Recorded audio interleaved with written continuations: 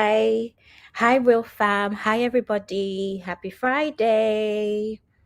Hope everyone's had a good week, a stress-free week. It has been, I don't even know what's going on in this UK. It's been really cold, it's been really windy. And I always say this, I do not mind the cold. What I do not like is the wind because I'm tiny and it's very easy for me to get blown away, literally. It's actually happened to me before, so I'm not finding it funny with the wind.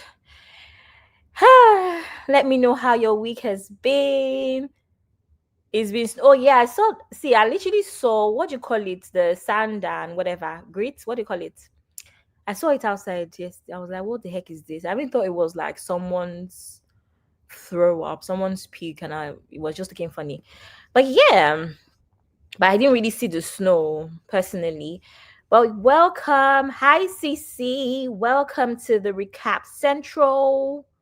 Welcome. Auntie Inkus Pepe, welcome. Thank you for coming. Happy Friday. Sister Rose. Sister Rose is on top of this gist as well. So, yeah. Sissy says it's been snowing. I've told you to buy lead shoes, Abby. My dad said I need to put stones in my pocket. Sleet, thank you. That's it, Sleet. You're right. Sister Sue, welcome, my fave. Welcome. Uncle Mecca, my zaddies in the house. Thank you so much for coming, sir. Yes, I was on Momo 5's live stream as well. I'm one of her moderators, so I had to leave because obviously I had the show to host. Thank you for coming. Thank you, Sisterly, Misty. Thank you so much. Please don't forget to like, don't forget to share, don't forget to subscribe. Yay! I got my first super chat. Thank you so much, sis Gypsy Thoughts. So glad I caught a live from the beginning. I love how you anchored the section of the channel. Oh, thank you so much. Thank you. So we have a long evening ahead of us, but as usual, my shows are meant to be 90 minutes long. But as you guys know, the last two shows, Uncle Ben has been here and he's added like extra 20 minutes. Don't tell him that I said this. But yeah, but my show is meant to be 90 minutes long. So I'm just going to get into it. I'm sure everyone has been seeing this story on TikTok. It's been trending on TikTok. Oh my god! I got another super sticker. $20. Thank you, Auntie Yinkus Pepe. Thank you so much. Oh. Bora Bora here I come. Bora Bora here we come, because this is a joint effort, joint, trip we're saving towards. Thank you so much, ma'am. Really, really appreciate you. Thank you. Love ya. Thank you, sis Gypsy's thoughts. Love you. Thank you so much. Set timer. Don't blame. No, Sissy, I'm actually usually the last two shows, right? I'm usually at the end when Uncle Ben goes, "Can I call him?" And I'm like, "Yeah." And then, of course, as usual, one thing Uncle Ben and I are going to do. We're going to argue. We're going to be on opposing sides. You know that, right? But anyway, let me get into the topic, because I said it's a lot. So on TikTok, there's a trendy story which is called Danish Deception, which is by our lovely American Nigerian sister called Onyeka. Of course, Igbo descent. Onyeka Ehie, that's her name. And for those that don't know who Onyeka is actually a gorgeous, gorgeous woman. She's actually an alumni of The Bachelor, which is like a TV show. And she also did The Bachelor in Paradise, which is like is one of the shows in the series, or a different kind of show, but kind of under the same umbrella. So she's, like I said, she's a gorgeous woman. She's highly educated, all of that stuff. If anyone is familiar with Nigerian women, you would know what I mean about just how she carries herself, how she comports herself, and all of that. Look at her. She's beautiful. Gorgeous girl. Anyway, so we came across her videos just about her, speaking about her relationship, marriage actually, because she was married to this man at some point with her ex, who happened to be a Danish man. So he's from Denmark, right?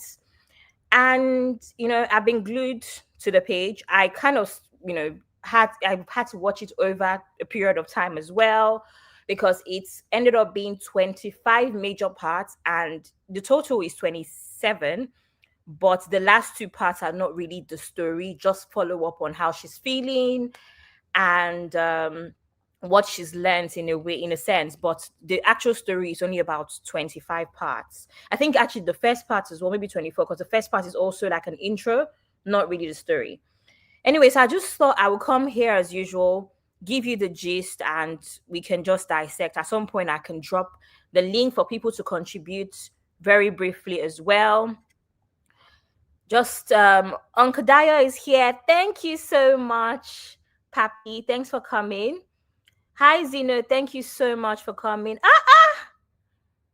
Cece gave me £20. Thank you so much. My soft life sis. Guys, I am rich. Thank you so much, Cece. I appreciate that a lot. Thank you so much, sis. Yay. Anyway, thanks for the motivation, because I was actually feeling really, really tired, and it's that time of the month. So I was just like, oh, how am I going to do this? But guess what? Uncle Ben called me at 7 a.m. this morning to encourage me to do this. So I just was like, I have to. I have a lot of people that are waiting and waiting for me. Anyway, let's get into the story, guys, because I've already started yapping away. Anyway, so let's talk about who Onyeka is briefly. So Onyeka is, like I said, she's an alumni of Bachelor in Paradise and The Bachelor, right? And she's a graduate of Kansas State University. She grew up in Manhattan. Sorry, you guys, I'm not American. Manhattan, Kansas. Her parents are Nigerian, as you know, and she works in real estate, and she posts publicly from Dallas, right?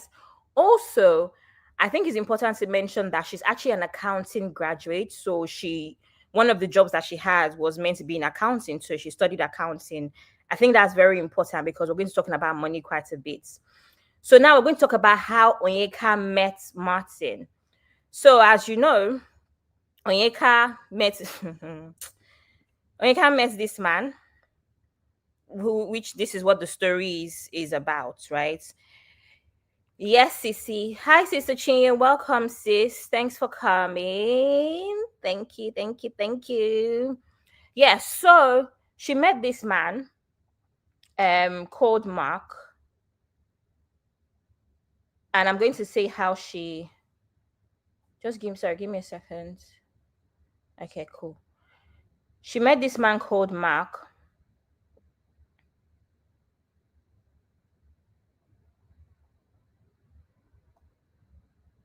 And I'm going to tell you briefly how she met the man. Sorry, not Mark.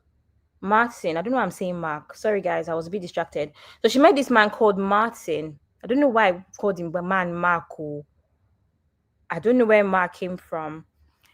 Hi, Uncle Patrick. Good evening, sir. Thanks for coming. So his name is Mark Fredsgard. I hope I'm saying that correctly. Mark Fredsgard. Please don't forget to like, subscribe, share, all of that good stuff. So I'm going to tell you how she met him. So Onyeka mentions that she met him at a beach club in Croatia in June 2022. That is when she met him. So I think it's very important for us to understand the timelines as well, because I feel like the timelines is also a very big part of this story as well. Welcome, Sister Biba. Thank you so much for coming.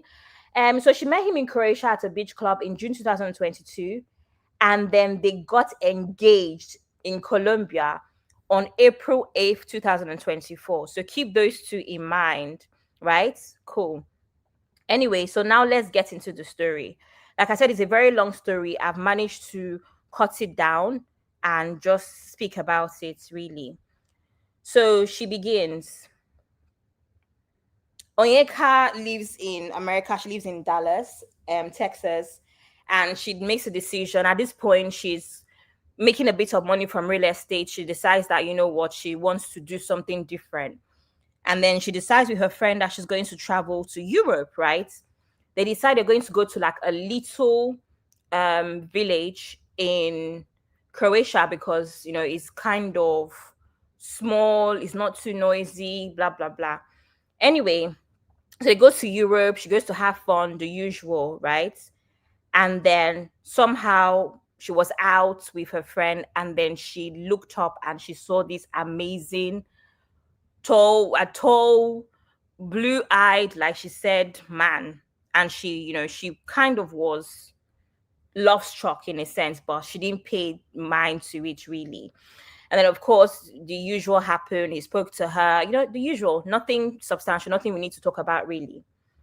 Anyway, so now they get along, they talk. Remember that he's also on holiday here. He doesn't live there. He actually lives in Stockholm, right? Sorry. No, he lives in Copenhagen. Sorry for that. And he's from a different small place as well, like a small village that I can't pronounce, in Sweden as well. But that is about 4 hours away from the capital, right? Cool. Anyway, so I'm going to get into the story now.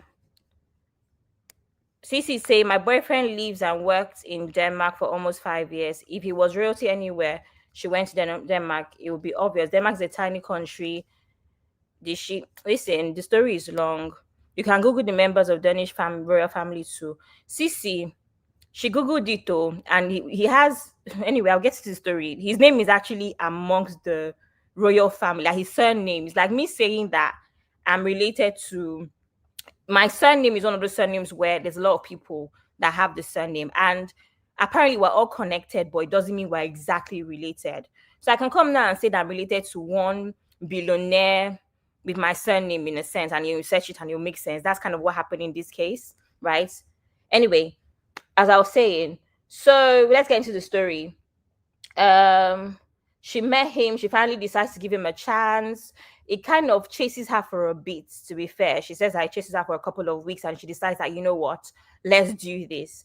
So they eventually go on a date, and now she's looking at him. He just looks so perfect. She's very attracted to him physically and all. So while they're talking now, um she decides to disclose to him, and Cece, we talk about this all the time. She decides to disclose to him that she's never really been in a serious relationship, and she did not really know how relationships run. And then he told her that he had ended a 4-year relationship because his ex wanted children. So this is their very first date, apparently, and he wasn't ready. That's the reason that he left this relationship, right? And he told her that the breakup had happened only 4 months before he met Onyeka. That's what Martin told this lady, right? So, and she wondered briefly to herself, okay, is 4 months too soon, or is 4 months enough? Personally, I don't feel like 4 months it's long enough, because it's a 4-year relationship. I don't know. I don't believe that people can move on from a 4-month relationship that quickly and be fully ready for for a new relationship. I feel like there'll be lingering trauma or lingering issues here and there, right? However, she said she thought about it, but she thought to herself, she thinks 4 months is enough. He must be fine. And I thought to myself, wow, this is the beginning of the problems, right? Anyway, he also said that he had lived with his ex.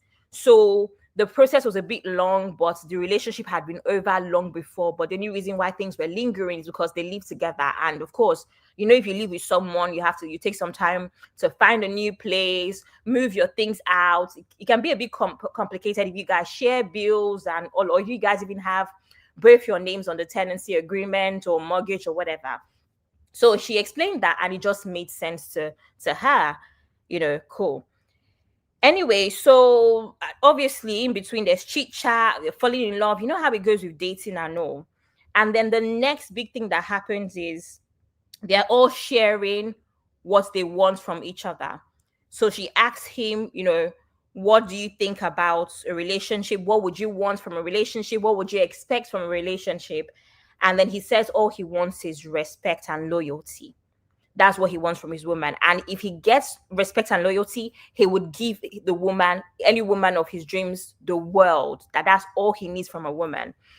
And then Onyeka decided that what she was going to say in return is, listen, I don't really know what I want. Because remember, she's already said that she's never really been in a serious relationship.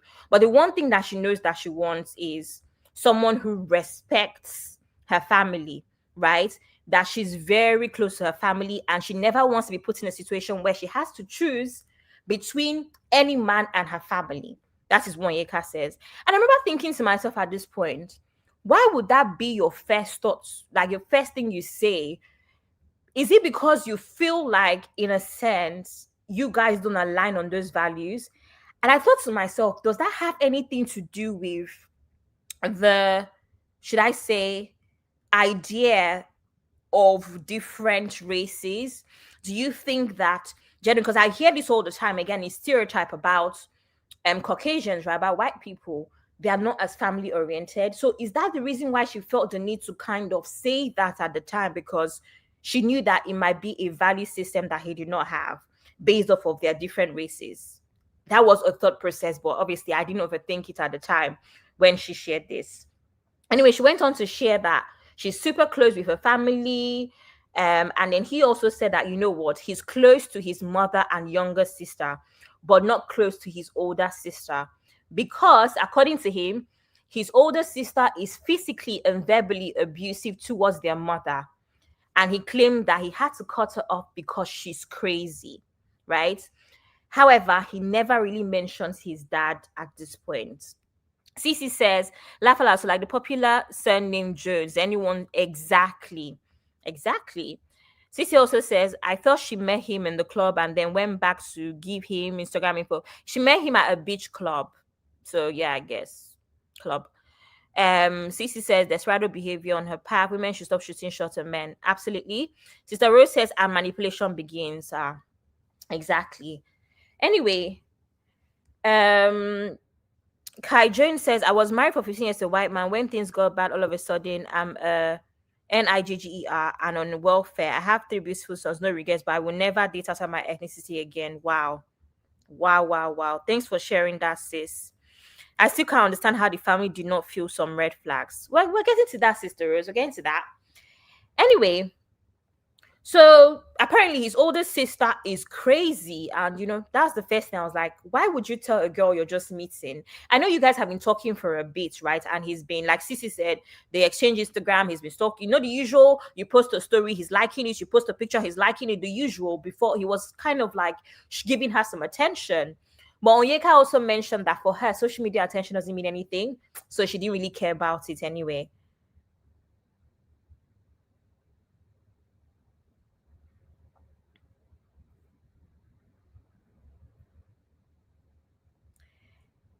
Anyway, so after claiming his sister was crazy, they moved on, the usual. They had a lot of fun together, and now they kept in touch. At this point, they would be on the phone for hours every day. They would speak every day for hours. And then, of course, remember, she lives in Dallas and he lives in Europe. So there's also like an obvious time difference as well. Anyway, so they decided to talk, and if anybody has ever done that before, you know that you can actually create a real bond with someone if you keep talking to them. And then later on, they decided that they were not going to video call. So she never FaceTimed him this whole time from America while he was in Europe. They never had any video calls because apparently the next time they would see each other would be in person, and she just thought it was so romantic and so special when he suggested this. So she decided that, you know what, we're not going to video call. Anyway, eventually they started talking about the hypotheticals, right? Or what happens if this happens? What are your plans? Blah, blah, blah. And then he decides to talk about marriage. And then he said to her, if we ever got married, you would meet the queen. Of course, Onyeka giggled and thought to herself, what are you talking about? And he said, I'm very serious. I'm not joking. Then he sends her this link to a website. While looking through the website, she found his last name attached to a man from the 1700s, right? She jokingly asked him, is this like your ancestor or like your grandfather or something. Like, who is this guy? And he said, now you're on track. Now you know that I'm royalty, that kind of talk. He then asked her, this was very odd to me, about her etiquette training, right? Like, do you have etiquette? Can you use cutlery? Can you do this? All of that nonsense that, well, let me not say nonsense. All of those things we hear about royal family. And she was like, well, I try a little bit, I guess. That kind of response. Sister Rose says that's typical. That one not lie. She's into social media attention, otherwise she'll bring harassment to public. Long distance relationships are one of the characteristics of these deceivers. Absolutely. So she said romantic. Yes, so she said it's romantic. Sister Rose says chai. Mumu. Zara says, F, I care, I miss the queen. Kiss her teeth. So anyway, at this point she was left puzzled. She was a bit flattered, like, oh my god, remember that this guy is so rich, he's the one paying for everything, all of that. At this point, he looks the part, and then he's tall, he's attractive, he's successful, now he's royalty. Wow, what a great catch, right? Anyway, it felt a bit too good to be true to her, but she kind of, in a sense, was like, you know what, maybe it is what it is. And then she kind of thought, when would the other shoe drop? But again, she did not focus on that anyway. Soon after, they planned a trip, and they decided that they were going to go to Monaco. He had a work trip that was pre-planned, so he kind of invited her on his work trip, which was in Monaco. So that would be the next time they'll be seeing each other in person. The rest of these conversations was happening over the phone because, again, it was a long distance relationship. She lives in Dallas, he lives in Denmark. Anyway, they decided to meet in Monaco, which was a pre-planned trip. And she said that she got to JFK airport, and while waiting to board, she ran into her friend unexpectedly. It kind of felt like a good omen to her. She thought to herself, this has to be a good sign for me to run into my friend that doesn't live in this city. It just has to be a sign that I'm on track and I'm meant to be at this airport and I'm meant to be going on this trip. And I mean, these are the kind of things that we say to ourselves to deceive ourselves, right? It's like, why couldn't it just be a coincidence that your friend was at the airport? Do you know what I mean? Why did it have to be a sign that this is right? She was already that in love with him. Anyway, she landed, they reunited joyfully. He showered her with lots of compliments, calling her his dream girl. He invited her for her work event, so she met his real estate professionals as well, his friends and colleagues in the real estate world, because that is actually his job. He invests in a lot of real estate as well. So she met his boss, or like a CEO of one of the companies that he worked for, and she was impressed because obviously real estate is also one of the jobs that she does on the side. So she was happy to see these people that are part of her own industry that she was building for herself, and she just thought, wow, this is just such an amazing time. Now, this tall man that has a great relationship with his mom and all of that as well, she's realizing that, okay, not only is he perfect physically for me, I'm now seeing him in his work elements, and he's so good. He's so good with his colleagues. Now this man is the real deal, right? Sister Marion said he's plain looking. Copies ex-twin. Very true. Sister Rose says this man studied from Nigeria, so he must have taken a course with them.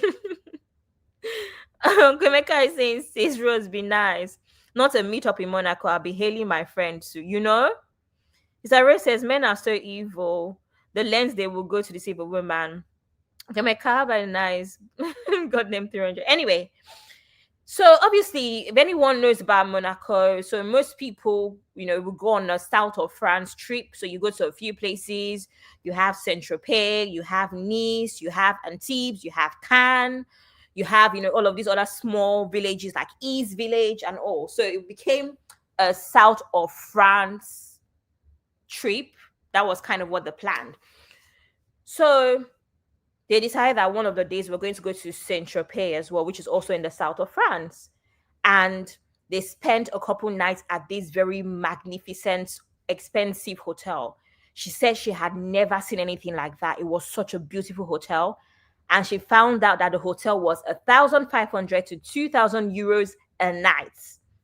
She told him, "Oh my God, I've never seen luxury like this before." She literally did not act like she'd been there before. She showed how excited she was, and was so thankful. And then all of a sudden, she realizes that she's falling in love with him. Guys, this whole time they were only like 2 months in. Well, only 2 months in at this point. So she realizes that she's in love with him, and then the man realized, because she's such a family person, he starts to talk about his mother. So she just felt safe with him, and it's like, this man is an amazing man, my dream man. Anyway, they move on from this. They start to discuss their expectations as well. Again, he said he wants respect and loyalty. He will give her the world. She reassured him that she did not want him for his money. This is when I started to think about it, like, what the heck is wrong with this girl? So all of a sudden, now remember, this man is showing that he has money, right? So she says to him, I don't want you for your money. I'm here regardless of you have money or not. I just think you're a perfect person. I like you. You're handsome. You're amazing. You have a heart of gold. So I don't care if you have money or not. I don't really know why that was important for her to tell him at that point. But she also said that her only deal breaker is cheating. She does not condone cheating under any circumstances. Anyway, the next day they go to Cannes, which is another small village in the south of France. So they go to Cannes, and he encouraged her to pick anything that she wanted from the Dior store in Cannes, right? And then this girl decides that she wants this bag. She's been looking at the bag, and it's 3,000 euros. She drops it and says, "Oh no, it's too expensive. It's too expensive. I don't want you to spend that much money," because she really, really wanted to prove to him that she's not about the money. She's not here for his money, so it doesn't matter if she spends that money on her or not. Again, I don't know why she was trying so hard to do that. To me, that was quite performative. Like, you can reject a present, but it seemed like the reasons were wrong. In my opinion, it was more to impress him and prove to him that she's not a gold digger. Anyway, she decides that no, she's not going to go for the $3,000 Dior bag, but she will go for a $200 Dolce & Gabbana sunglasses instead. And the man even made a joke and was like, "Girl, you're so cheap." And she was like, "Nah, I just want you to know that I'm not here for your money." So that was her intention, to prove that she's not one of those girls that's there for the money. Let me read some comments. So, who was paying for it? Did she Google price of hotel book? And she Google exactly? She Googled the price of the hotel. She did. Okay, what a fairy tale. That's Sister Marriott. I tried to play catch up, but then Abby's okay, Melissa, I joined. Okay. At this point, I no longer feel sorry for these women that create fantasies and play along with this rather than face reality. So Maria says the Prince of Denmark doesn't have a home in south of France. Good question. I thought you would have one of those homes that's overlooking what do you call it? The canal in Monaco. So Maria says, easy to say you are not dating for money when there's a lot of money. And here come, I don't want you for your money, girls. Yimu, I am better than the other girls. Pick me, Sha. CC. She met the man of her dreams at this. Exactly. What? Sister Rose. And then Sir Rose saying, but he's from a royal family. 200 is cheap. I don't like to spend. He asked her to pick a Dior bag. She refused. And then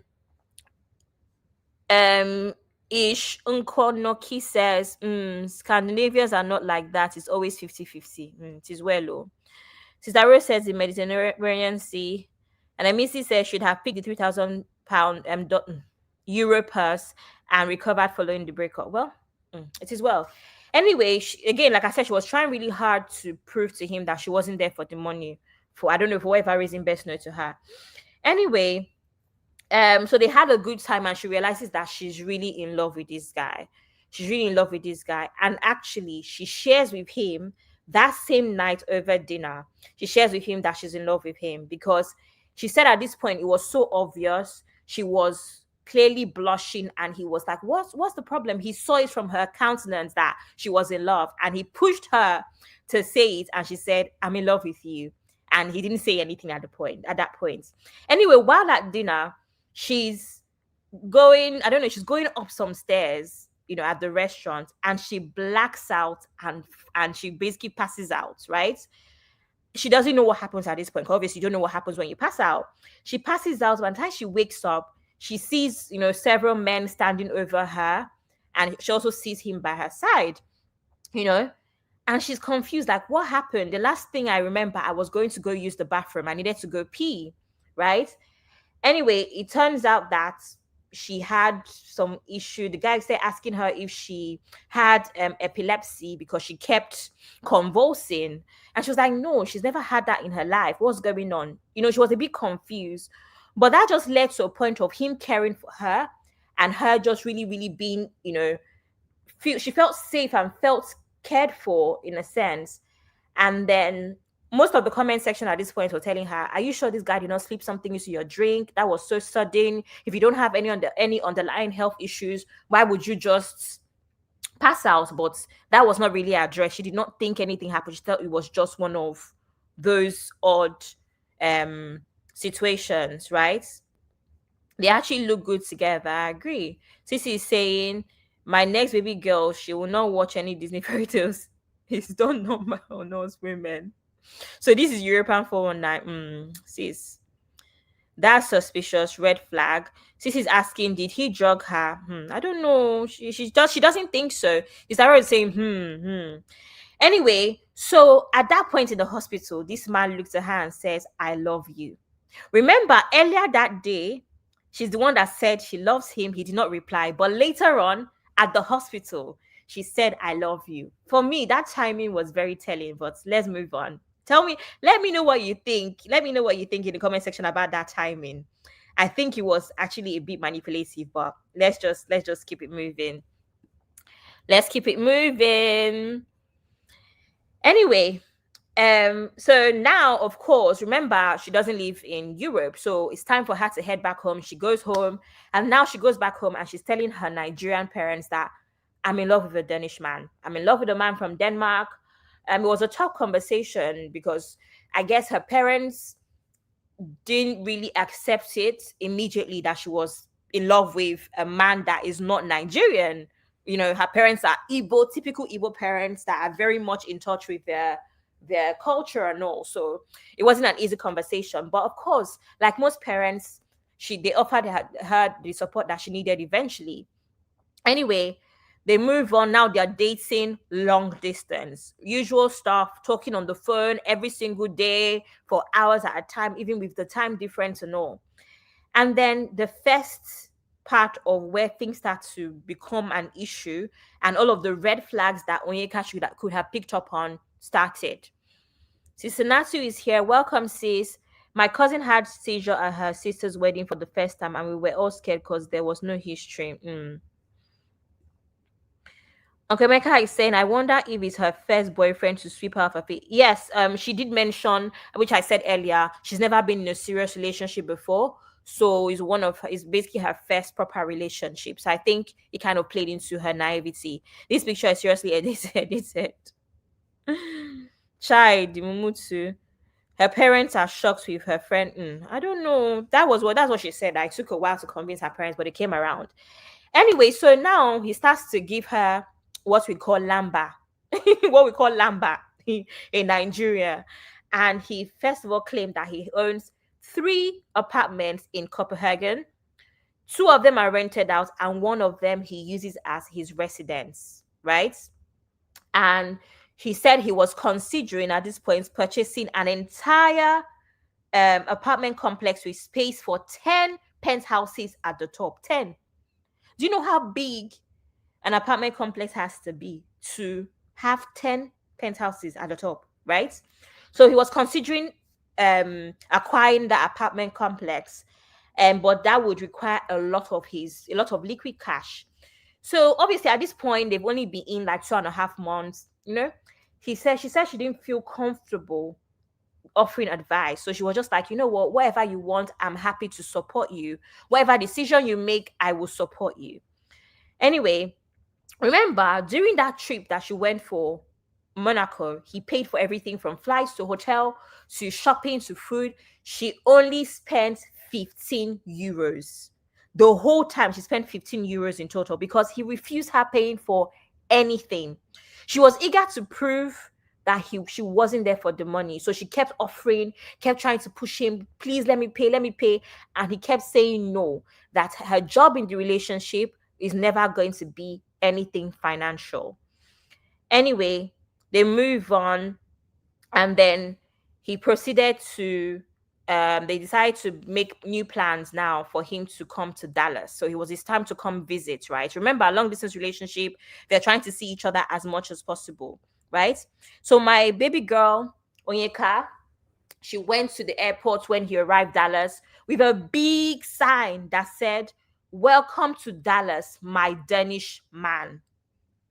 Again, I kind of like was side eye. Which one is my Danish man?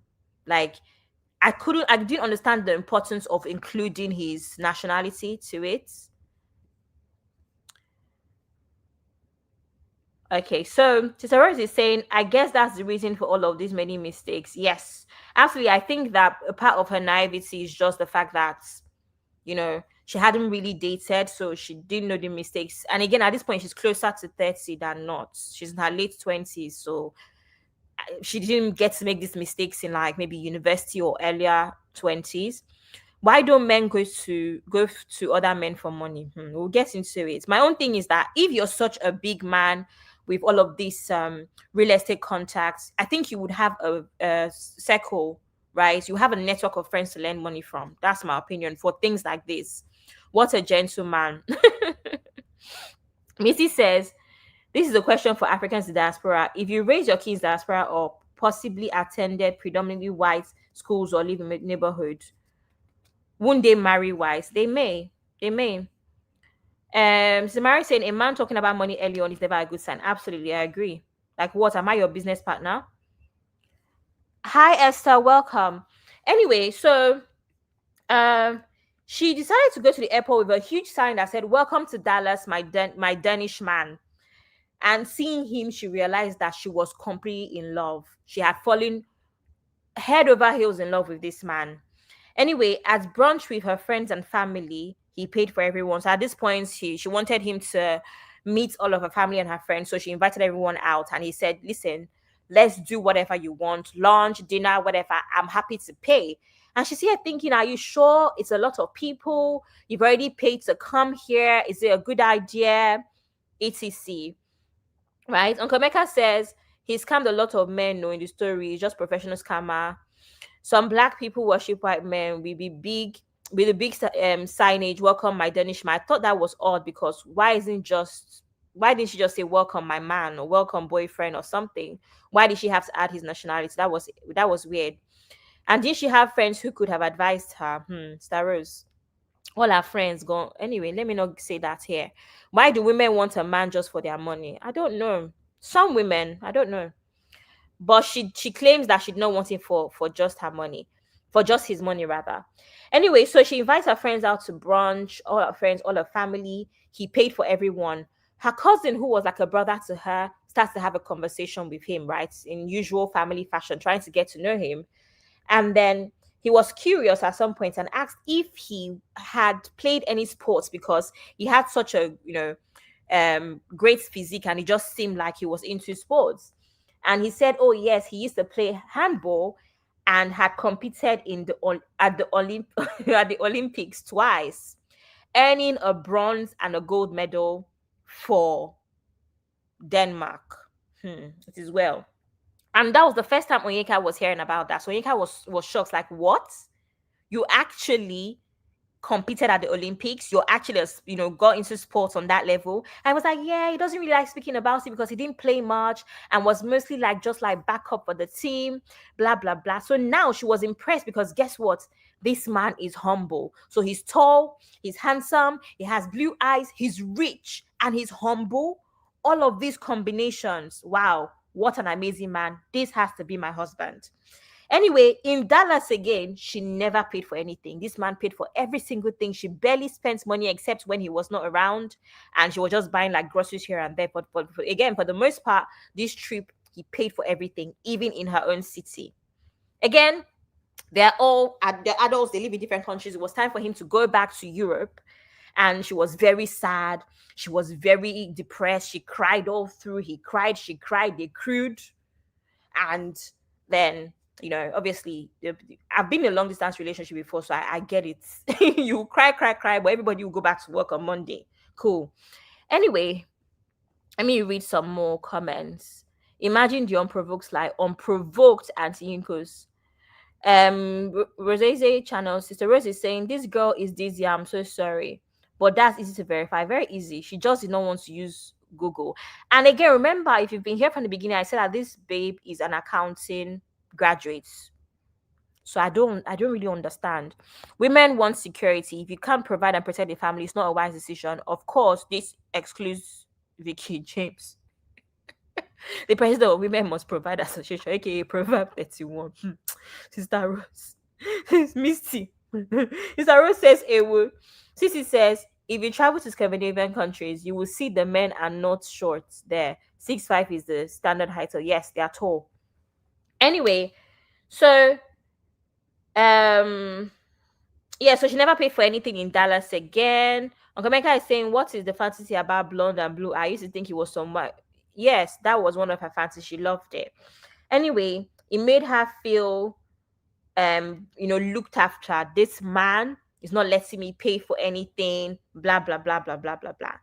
Anyway, now he goes back to Denmark. They're talking over the phone, catching up as usual, and then they decide to start discussing about the future. At this point, they're only like 3.5 months into the relationship, by the way. They start talking about the future, and then they decide to ask the question, Denmark or the United States.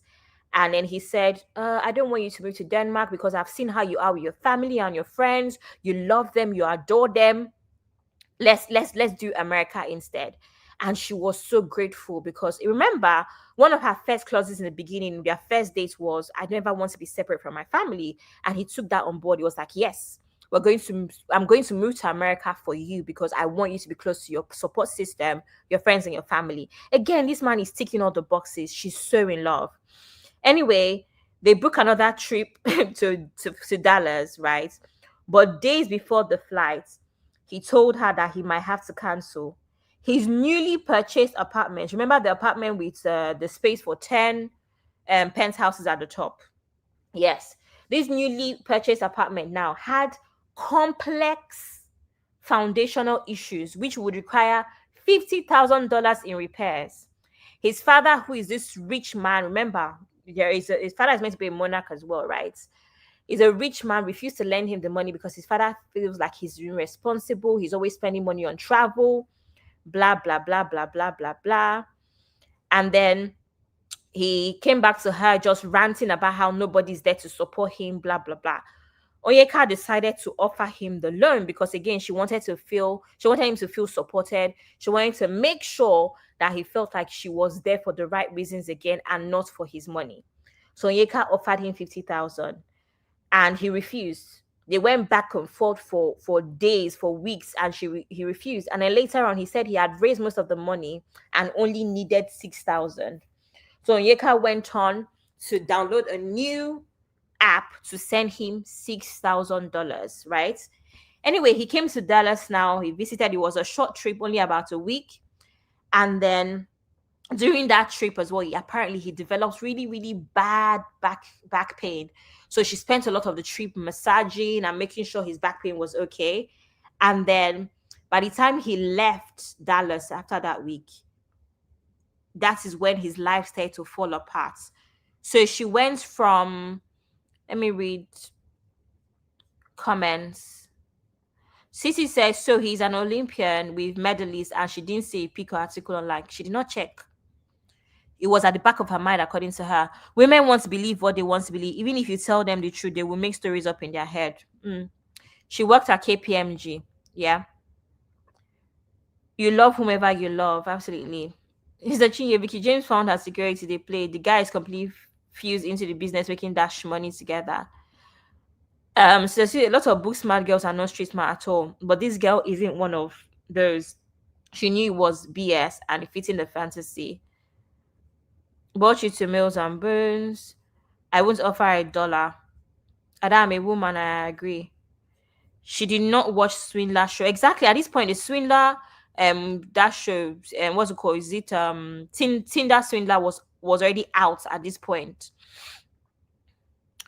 Fresh Start 40 over 40 says that's a red flag. I have never given a man 50 cents. Thank you for coming, sis. Absolutely. Anyway, so now he's gone back to Dallas and there's now lots of bad news. At this point, life life starts to fall, his life starts to fall apart as well. And then so he goes back and it's because apparently his uncle now had passed on and they had to start preparing for the uncle's burial. And then the next thing, his dad was hospitalized with blood poisoning. So it was one thing or the other. Mind you, at this point, it's coming to the end of the year. It's around November. So their next plans was Christmas. So she was meant to go back to Denmark to spend Christmas with him, right? And that's how at this point she was uncertain about the plans because your uncle just passed, and the next thing as well, this whole Christmas plans that we had, we don't know what to do about it because how can I be so selfish, right? To come to Denmark when your life is literally falling apart. I'm going to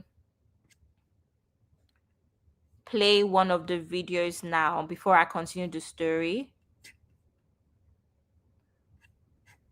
She was afraid of being labeled a gold digger, and that's why she got. And until black women heal their relationship with money, I think black women will continue to get got in relationships. Let's put on our thinking caps and talk about it. As I watched the series, one of the things that I kept noticing was her emphasis on she wasn't with this man for money. She didn't want him to think that she was with him for money. And living in a capitalist society at this point, I think if we treated money like a natural resource, because at this point it's vital for our survival, that I feel like black women would feel like they are more deserving of it, they are in need of it, and it's a resource that they enjoy having and a resource that they enjoy using. And I truly think the need to convince men that we're not with them for money stems from black women being labeled gold diggers, right? Because in what other community is money not important? In what aspect of life is money not important? But whenever it comes to money in relationships, black women have this need to want to prove that it's not about the money. And I think that's part of the reason why these hypergamous, hypogamous, and homogamous conversations keep coming up, because black women are trying to prove that money doesn't matter to them when in fact it does. So when he came to her to ask her to borrow $30,000 and really ask her to borrow any amount of money, she felt like she needed to, because she needed to prove that it wasn't about the money and she was willing to be a ride or die and hold her man down, despite all of the red flags by that point. And I feel like we need to get over this fear of being labeled gold diggers, because if a man views you as a gold digger, then that means he knows he needs to have gold and he needs to be willing to share that gold. Because women who are gold diggers ask for what they expect. And honestly, if money wasn't important, he wouldn't have used money as a manipulation tactic. He wouldn't have used money as a way to love bomb her, to get her to open up and get her to soften herself. He used money as a tool to get from her what he wanted to get from her. But for some reason, as black women, we downplay the role of money when it comes to romantic relationships. And I really want us to heal our relationship with money so that we can stop getting got.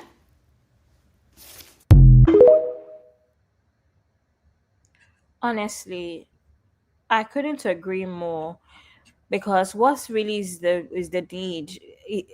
I get the idea of wanting to keep balance, but there's so many other ways to keep balance. Like I've said here before, he gives you £3,000, you give him 10 pounds, literally. So I don't know, maybe balance could be, oh, you took me out on, I'm gonna pay for the last dinner of this fancy holiday. Do you know what I mean? I don't know why she felt the need to keep running away from his help. Mr. Mario says women are not gold diggers because most men don't have any gold in the first place. I say this all the time. Every time, gold digger, which gold do you have? Sissy says, yep, she's right. But this girl wasn't doing it because of this. We need to train our girls to be with a man for money. Oh, how will the bills be paid? Sister M. Jones. Missy said, Black women work so hard for money. So why do we get the flag for being gold diggers? I would dig all the gold there is besides my own. I hate suffering and poverty. Period. Sister Rose says, not me. That's American women. Sister Rose says, Nigerian women expect to be taken care of. The end. Anyway, so remember his uncle is dead at this point. His dad is hospitalized with blood poisoning, and now they don't know what to do for Christmas. So she's trying not to add pressure with everything going on already, and she's just there sitting tight, not really having Christmas plans. She makes an alternative plan anyway with her own friends, and I think she decides she's going to go to New York. Anyway, in that whole process as well, she's thinking to herself, why wouldn't I be able to come to Denmark, right? Also, sorry, I forgot to add that also, remember that back pain? He's now having surgery for the back. So she's thinking, as your girlfriend, I need to come take care of you. He says, no, don't bother coming take care of me because there's language barrier. If you come here, you're going to have to meet my parents. I don't want you meeting my parents for the first time when I'm in hospital and can't really help with, making you guys close and incorporating you into the family. And then, so he just thought it was a bad idea. Anyway, she agrees. She's a bit upset because she's thinking, you don't take me like family the way I take you like family. You've met my friends and my cousins and my sisters. The only people he hadn't met at this point from her side are her parents. So she felt a bit funny, but she let it go, right? The one thing about Onyeka that I'm going to say is that she's a very chill babe. This girl does not worry about anything. She's just there like, okay, cool, very chill babe, and it's admirable. It can never be me, but it's admirable that she's very, very chill. Anyway, so now he has more issues at home because that his sister, remember, that his older sister that is very toxic and crazy. He fights with her again, and then there's more financial stress from that he's building with 10 penthouses. So she's just here like, oh my God, this guy's life is falling apart. But again, she's being an understanding girlfriend. She's being very supportive and she's just offering as much support as she can, right? Anyway, at this point now, he's like, okay, fine. Let's plan another trip. I'm feeling better. You can come. Where do we want to go? Have you been to Paris before? And she says, no, she hasn't been to Paris. He's like, okay, fine. Let's go to Paris, right? He said he will transfer money. He will transfer money between his accounts, so between his business accounts and his personal accounts, and then somehow the money never cleared, right? So he asked his mother for a loan. His mother refused to give him the loan because, again, he's irresponsible and they have so many other things going on. So guess what? Onyeka had to pay for the flights and the hotel to Paris, right? Mind you, remember, he still owes her $6,000 at this point. Anyway, so at this point now, they began immigration discussions. Then suddenly, they have this 6-hour conversation and then they decided to get married. Onyeka decided with this man to get married without meeting his family and without informing her family. She did not inform her family she was getting married because now they just want to be together so bad, so they had to speed up immigration process. Anyway, she now married him in 2023 without meeting his family, without permission from her family, without permission from her dad. Onyeka went on and got married to this man secretly. It was not long after. Let me read a few comments. Sorry if I go to the next point, because the next point is also pretty big. Sissy said only him or his family illnesses, and she wasn't worried, bro. You'll be worried that your his own lineage, there's something wrong somewhere. Sister Rose says, I don't want to meet and red flag number 3, never having been introduced to family members. Chill is foolishness, Sister Sue. All these Oyibo countries so. He said, always the money never clears. Chai, that wasn't a red flag. Since M. Jones says in these modern Google times, you don't need a person to translate for you. See, sometimes it's not even like you're trying to really investigate. Sometimes you just get curious. I Google people because I'm curious. Was you not curious? She's kind of sort of borderline. She's a millennial, but towards the other end, closer to Gen Z. So I don't even know. Don't Gen Z, I believe they get curious all the time. Uncle Ben said, nothing pissed me off than a black girl playing fool to a guy. White or black, I don't care. Sister Sue said, plenty red flags. Sister Rose is agreeing with Uncle Ben. Sister Mario, laugh aloud. There is not culture in her. Exactly. Jesus, I miss the secret marriage. Oh, yes, she secretly married him. Onyeka desperate was too much marriage care. Yes, yes, yes. Huh? An Igbo girl didn't tell her family. She didn't. At this point, they weren't even wearing a ring, right? She did a secret marriage just to speed up his immigration because she was desperate for them to be together. Anyway, so afterwards, now she's gone to Paris. They've got him married secretly so that they could start his green card process, right? And when they even met up at this point, they even had a meeting with an immigration lawyer who told them what they needed to do and how if he came over and started the process, he would not be able to leave America for a period of time while this process is happening. So she's gone ahead and not told anybody. The next thing, this man claims that the Danish tax agency, she called it IRS in her video, but obviously the equivalent would be Danish tax agency, which would be the equivalent of IRS, had discovered some tax errors totaling $300,000, right, for him and $12 million for his father. So his father was that rich that his tax would be 12 million, or the backlog of tax would be $12 million, while for his it would be $300,000. Right? Obviously, he had a bunch of watches. He had Rolexes, he had Patek Philippe, and he decided that, what, he's going to sell his Patek Philippe watch. Anyway, even after selling this watch now, he was short. And again, his parents would not help. And I'm thinking, what's his business with his father's 12 million? His father's 12 million, father will pay, right? His parents refused to help because, again, he is so irresponsible and all he does is travel and live above his means. So why is he going to help? Anyway, he said he was short, his parents would not help. And then the next thing this guy brought up is the issue now is because of the green card you're about to pursue, he's worried that it will come up in his records and it would affect the green card application. So Onyeka, who was desperate for them to be together, now remember that, I need to help because I really need this green card to come through. I don't want anything that would flag up and this green card will be impossible. Guess what she did, right? She now decided that she was going to loan him $15,000 to help. Welcome, sis. Missy says, now that they were married, the legal implication is that both spouses are responsible for all debts. Chai. This girl has no fear of marriage coming here without her parents or family's knowledge. So as a royal, he needs to give her green card again as royal. Anyway, what an idiot. Sister Chin is saying here. Sis Mez is saying, Sis Mez AY is saying, is this a real story? It is a real story. I'm going to play another video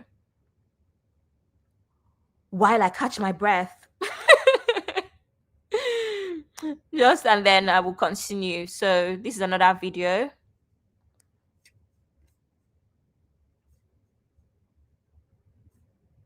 This is crazy. People saying, oh, don't victim blame. She's not a victim. Guys, a white man with blue eyes and blonde hair comes to you and says, I am a millionaire. I am royalty. Then the next thing he says is, I need $6,000. Are we victim blaming or are we common sense pointing outing? Which one is it? Like, I feel like the internet loves to do all these like internet-y things. Like, oh, you don't understand. If somebody comes to me and says, I am rich, go buy a Chanel bag. Then 2 days later comes back and says, I need $6,000. I know this is a scheme set up by Todd. Hello? Mind you, this girl, she wasn't even like in her early 20s. If she was like in her late teens, early 20s, I could understand. Homegirl's in her late 30s. You work in real estate, which means you verify people's funds before they let them buy houses. Girl, no funny. I would not even trust you I don't want to buy no house from you. Because common sense is running very far from you. Don't get me wrong. Yeah, he deceived you. He deceived you in the same way that people call our phones every day trying to run a scam, telling us that, we owe something on our Verizon bill, etc. What do? You hang up the call. This wasn't that. And another thing, her allowing this man into her life. Guys, think about it really well, right? When your friend or your sister or your cousin gets a boyfriend, you don't go vetting him. You assume that your relative, your cousin, your whatever, did the work to vet him herself before she allowed him come into your family. So she cost her family all that money. Hello? Hello? What's not clicking? What's not clicking? Like, this isn't about no victim blaming. What millionaire needs $6,000? I think that was the first amount of money that she said that he asked for. What millionaire needs 6,000 US dollars? None. Girl, you work in real estate. Are you serious? You're in your late 20s. Are you serious? You're Igbo. And let's talk about that Igbo-ness of yours. You go to the village, which means you know. There's no Igbo person. First of all, going to the village is such an active thing to do. It's such an active process. You gotta get to Lagos. You gotta hire a bus or get on another plane. Get to your village. Go through. Your parents will tell you, don't greet that auntie. Don't let that person touch you. Don't pick up money from the floor. Don't eat that person's food. Like, it's such an active experience. It's not something that you just do and then you just come back to Dallas and you don't know, like, you know the tease. You know a scam. You know to stay away from that cousin, but let that cousin close. You know the vibes. I'm Igbo. Stop playing. So I think she knew she was getting scammed. She was giving him the money to cover it all up. You know? And she liked the idea of him and this white man being together. She knew he was funny style. She didn't mind as long as he was on her arm. The second he gets off her arm, now you're stealing passports and stuff. Sometimes, guys, people are just dumb. And come on the internet and just say, hey, guys, I am dumb and this is what I did. Because don't come up here and telling me this guy, he overly scammed you. He was so manipulative. He was such a genius. No, he's not. There's no genius millionaire that needs $6,000 from me. That's the first one. First. I'll say, wow. What's more proof? Proof that he's a millionaire or proof that he asked me for 6K? Are we catching the vibes? And another thing, her saying, I wanted to show him that I wasn't here for his money. What do you mean? If a man tells you he has money, you enjoying the money is not you using him. It's you enjoying the thing that he has. I got jokes. If somebody says, oh, Chi, I don't want you to think I'm with you because you're funny, then why else would you be with me? I got plenty of jokes. Come and get one. Like, really deconstruct why you did this, why you...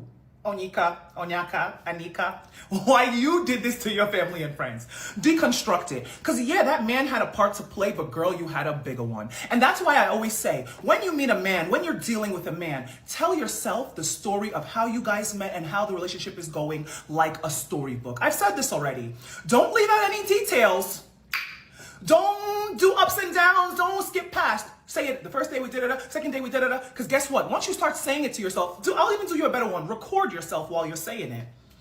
Then you can get to the tease of what's going on. Because a lot of people like to play victim instead of just saying, actually, I wasn't that much of a victim. What lady in her late 20s hears that a man is a millionaire, that you can fly all across Europe, but then in the same breath you need 6K? Could make sense, rara. So lady, that's why everybody's blaming you, because we're not dumb. Like, I'm not going to play this internet game of like, oh yeah, but hold on. No, but nothing.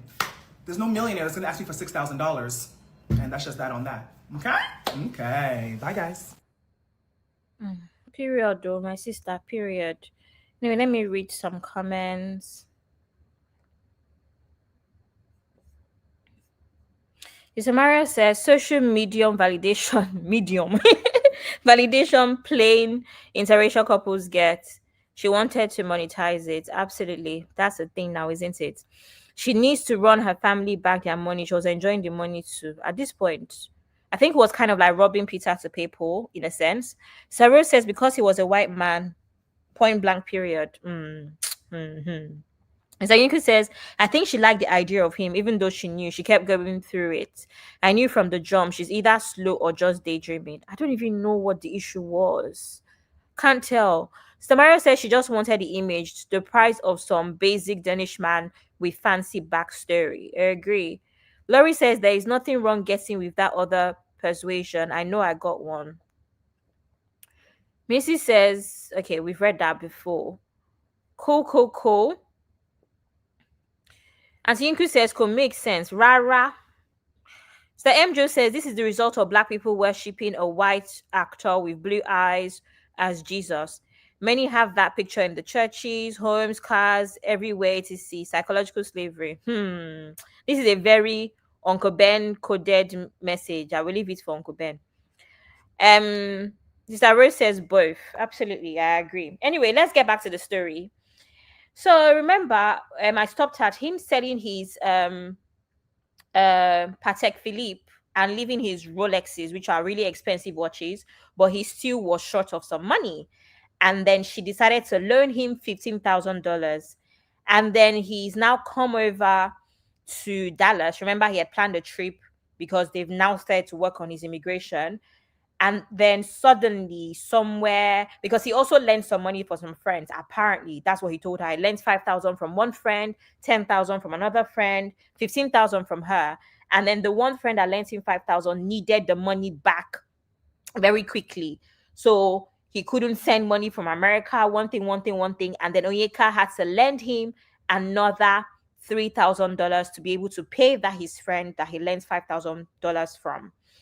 Anyway, so in that 1 week alone, Onyeka had already lent him $18,000, not including the 6,000 that he had not returned from earlier on, if you remember. Anyway, at this point now, she's very, very happy. He's come to Dallas, spending time in Dallas, and she decided she was going to hard launch him on social media. For anyone that doesn't know what hard launch is when you post your man with your full chest, with his face, everything.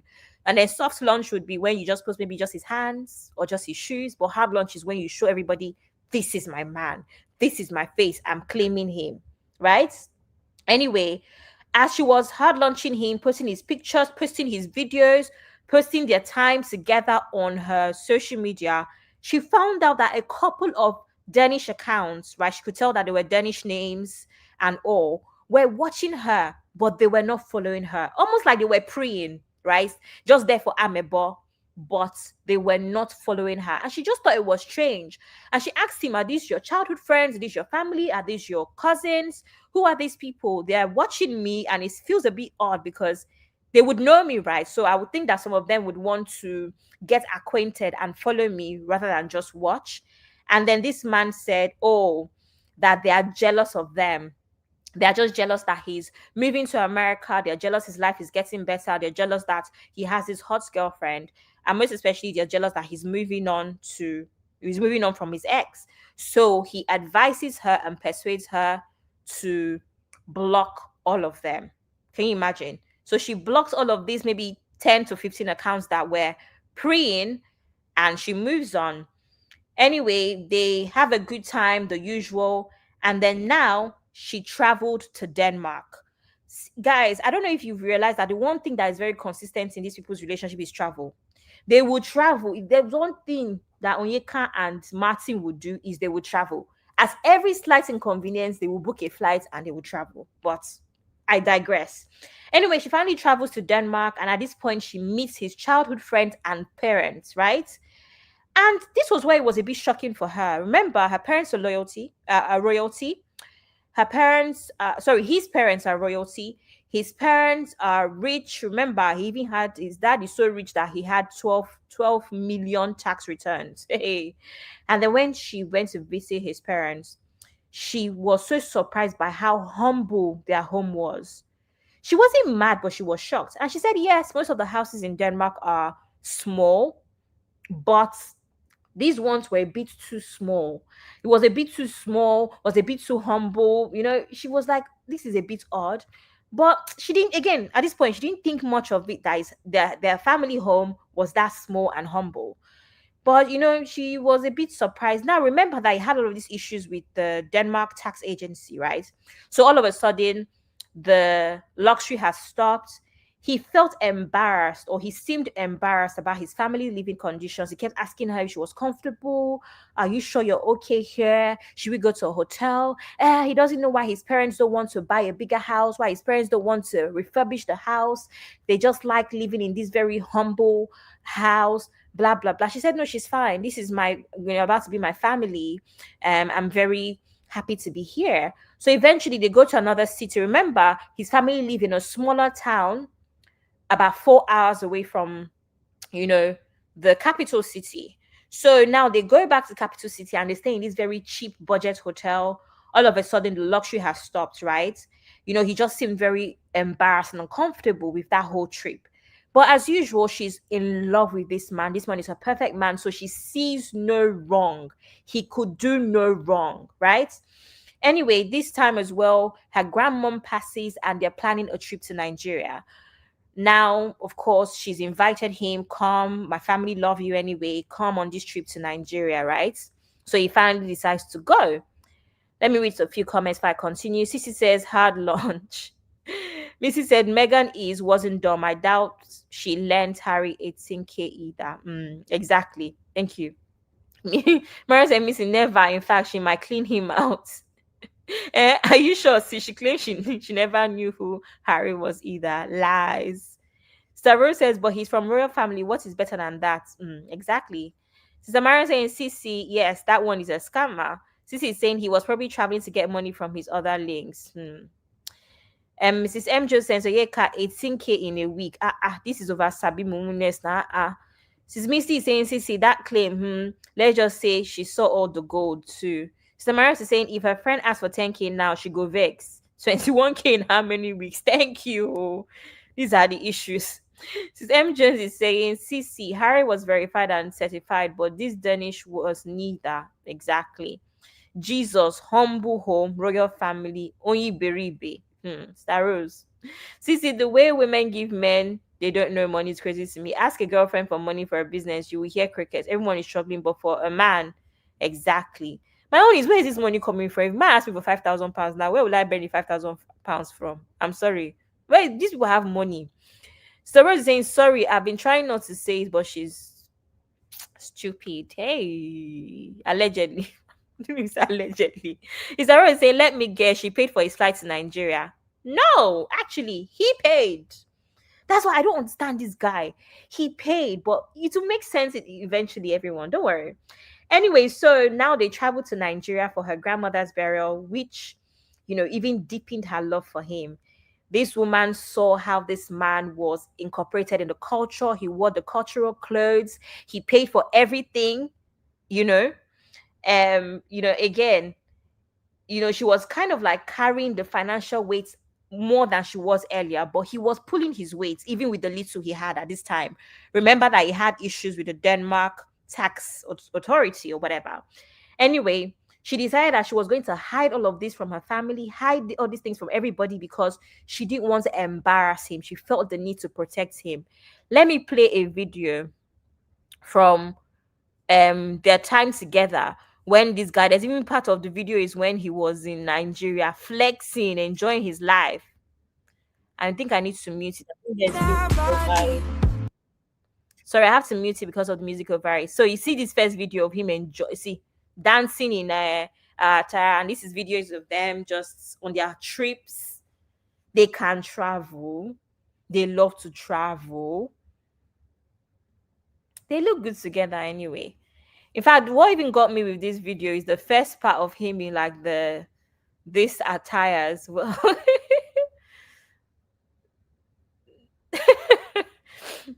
Anyway, so she was at this point, she was even more in love with him because guess what? This man has now incorporated himself in this Igbo culture. He was very helpful to the family. All of her family loved him, accepted him. He's gone all the way to Nigeria, being very helpful, wanting to learn Igbo, all of these things that would make a woman think, what, this man is serious about me. Anyway, at this point now, she doesn't have enough money. She's not spoiling her as much as he did in the beginning. And then she realized that her savings started to evaporate, right? It was more bad news. And guess what? His father was in hospital yet again. Yet again, her father was back in hospital. Anyway, now we're going towards Christmas again. And then they were meant to spend Christmas in Denmark. And of course, they planned, she paid. And because at this point as well, he didn't have enough money to pay. Guess what? She packed her bags, paid, they got to Denmark, and they were staying at his friend's house in Denmark.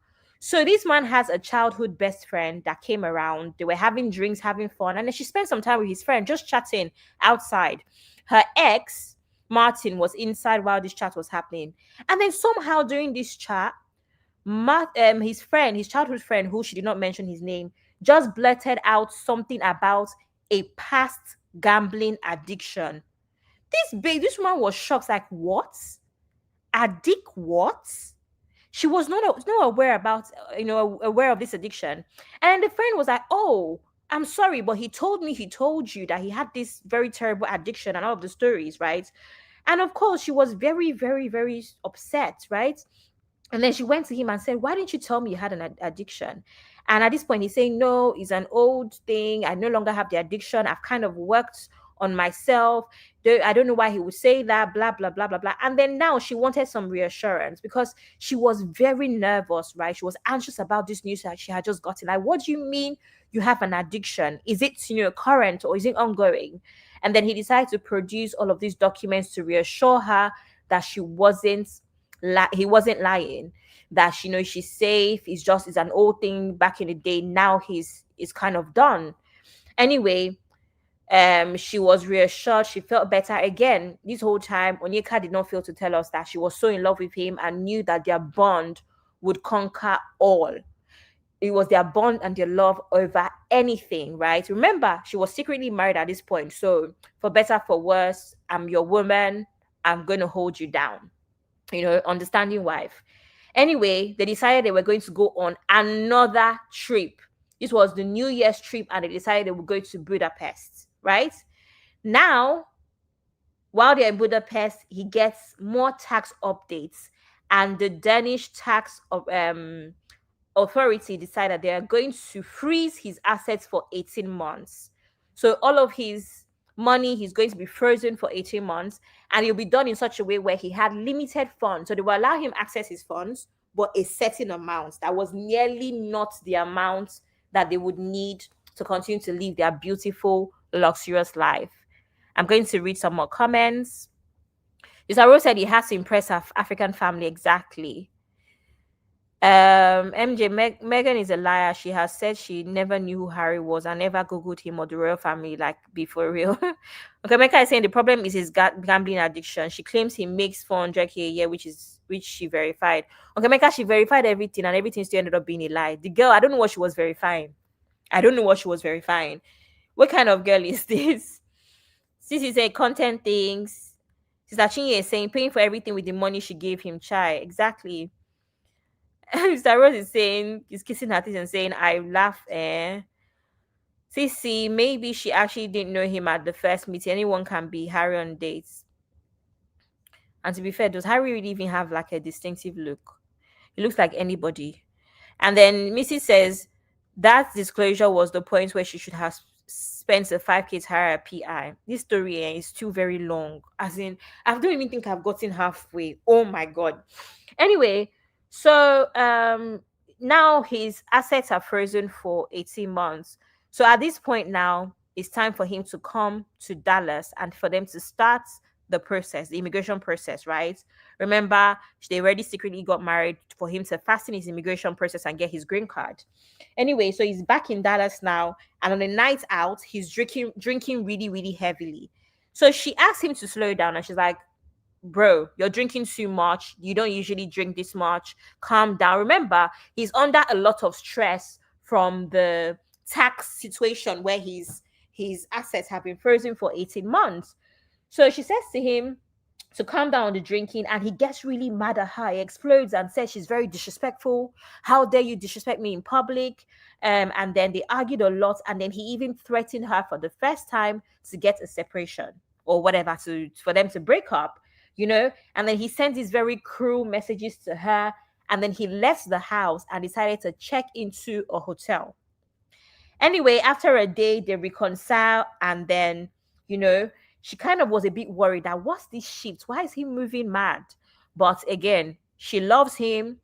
Their bond and their love over everything. So she did not care, and she did not think he was a priority. Anyway, soon after, Onyeka is cheated, and then she gets a message from one of her friends. And her friend said, hi, Onyeka. I don't know if you know, but your husband, your boyfriend, remember, nobody knows she's married at this point. Your boyfriend is owing my husband $200,000, and we're wondering how we're going to get it back. Sis Mez is saying, how long was this relationship? At this point, it wasn't up to a year. At this point, it was still only a couple months. At this point, it was maybe like less than 8 months. And they were already married and he already moved. It wasn't up to a year. Anyway, so the friend messaged her and said, "Your man is owing my husband $200,000." And she referred to this couple as crypto couple, right? This was all because she didn't have everyone's permission to call their name. So this couple we're going to refer to as crypto couple, the way Onyeka also referred to them.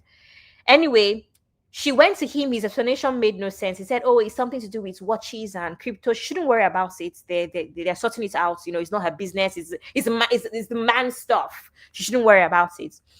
And then Onyeka kind of felt a bit funny and decided that, nah, she's going to contact the friend again. She contacted her friend and said, "What's up? Can you please let me know what the money was for? Because his story doesn't really make sense to me." And then at this point, Crypto's husband, the man that he's owing 200K, got on a phone call with her and said, "This is what happened. He was meant to help with some sale of watches, and I sent it through crypto. Yes, CC, $200,000. Yes, yes, yes." And then the man also decided to volunteer her with information that in the process of all of these things did not kind of like sit well with him. He decided to look into him and realize that the crypto wallets that he paid through was linked to gambling sites since 2023. Remember, she's already found out from his childhood friend that he might have some gambling issues. So at this point, she's like, "Oh my God." She says she's in the kitchen when she literally falls to her knees and she's in so much pain, thinking, why the hell is this going on? Don't tell me this guy is back to gambling. Guess what? She confronts him, she's crying, she's screaming, and in usual fashion, this man is like, "Nope, I don't know what you're talking about. I don't know what you're talking about." And then eventually he kind of like crumbles and says, "Yes, I'm gambling. Yes, I'm gambling." Oh my God. Anyway, I'm going to play the next video before I continue with the story.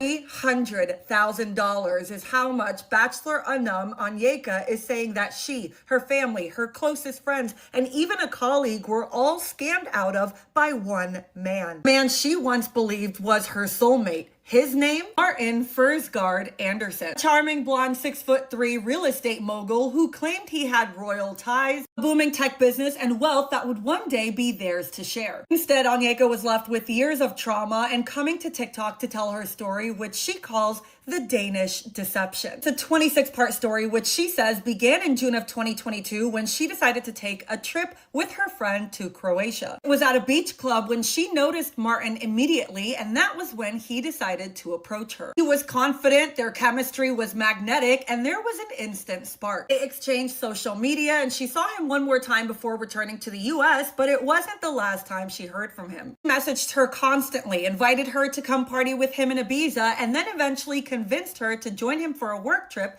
in Monaco.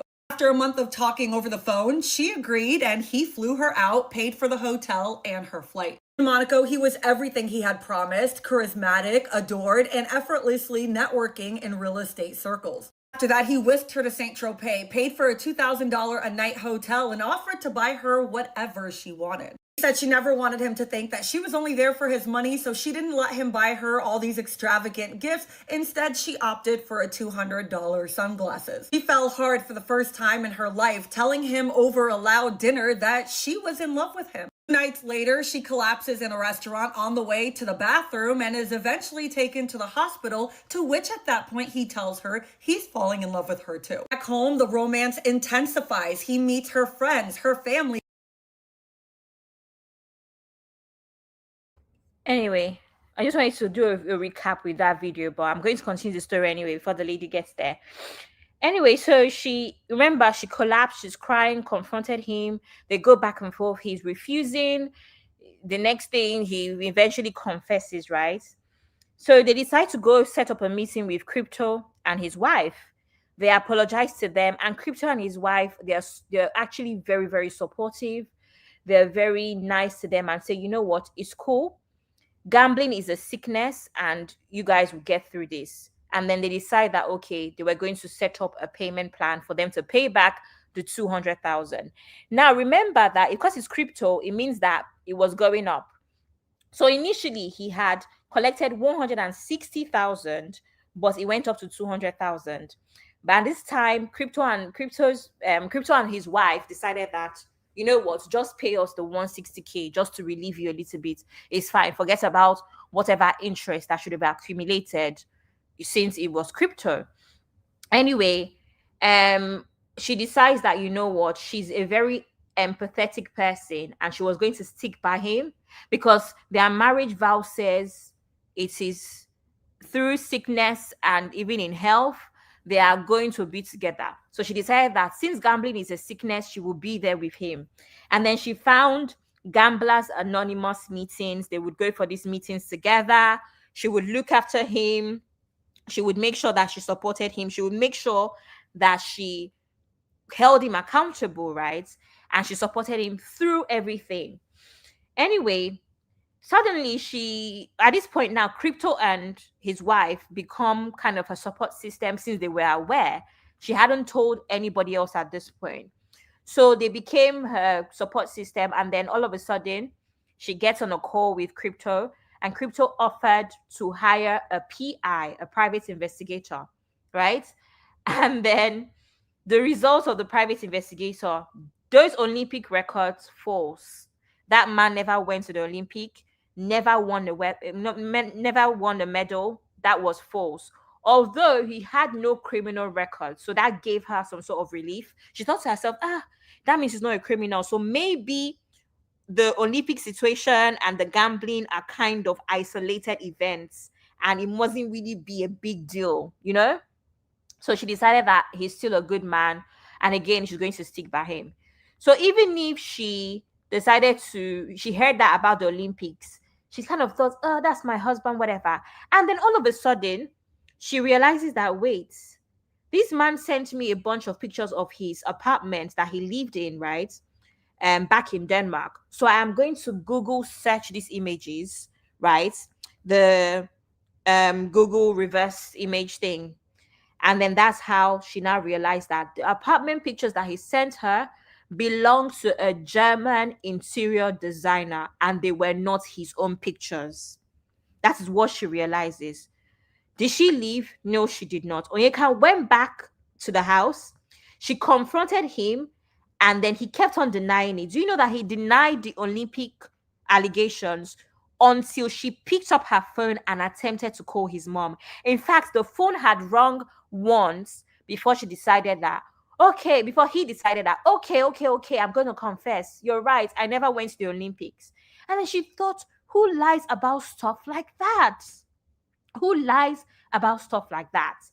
Anyway, she confronted him about the apartment pictures again. She caught him in the lie again, and she still stayed. She felt that their bond could overcome anything. She's the one that said it. She kept saying, our bond is so strong, our bond will overcome anything. She stayed throughout. Anyway, so I remember I told you the negotiation like a repayment for the 200,000 debts. Things seem to improve. They then traveled to Colombia.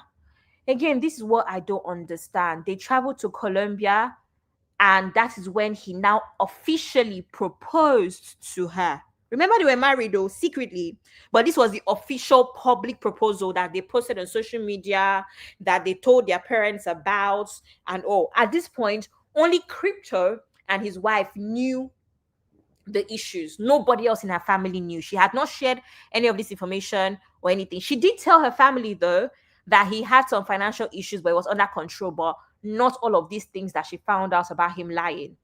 Anyway, they kept traveling. And then he officially asked her to marry him in Colombia.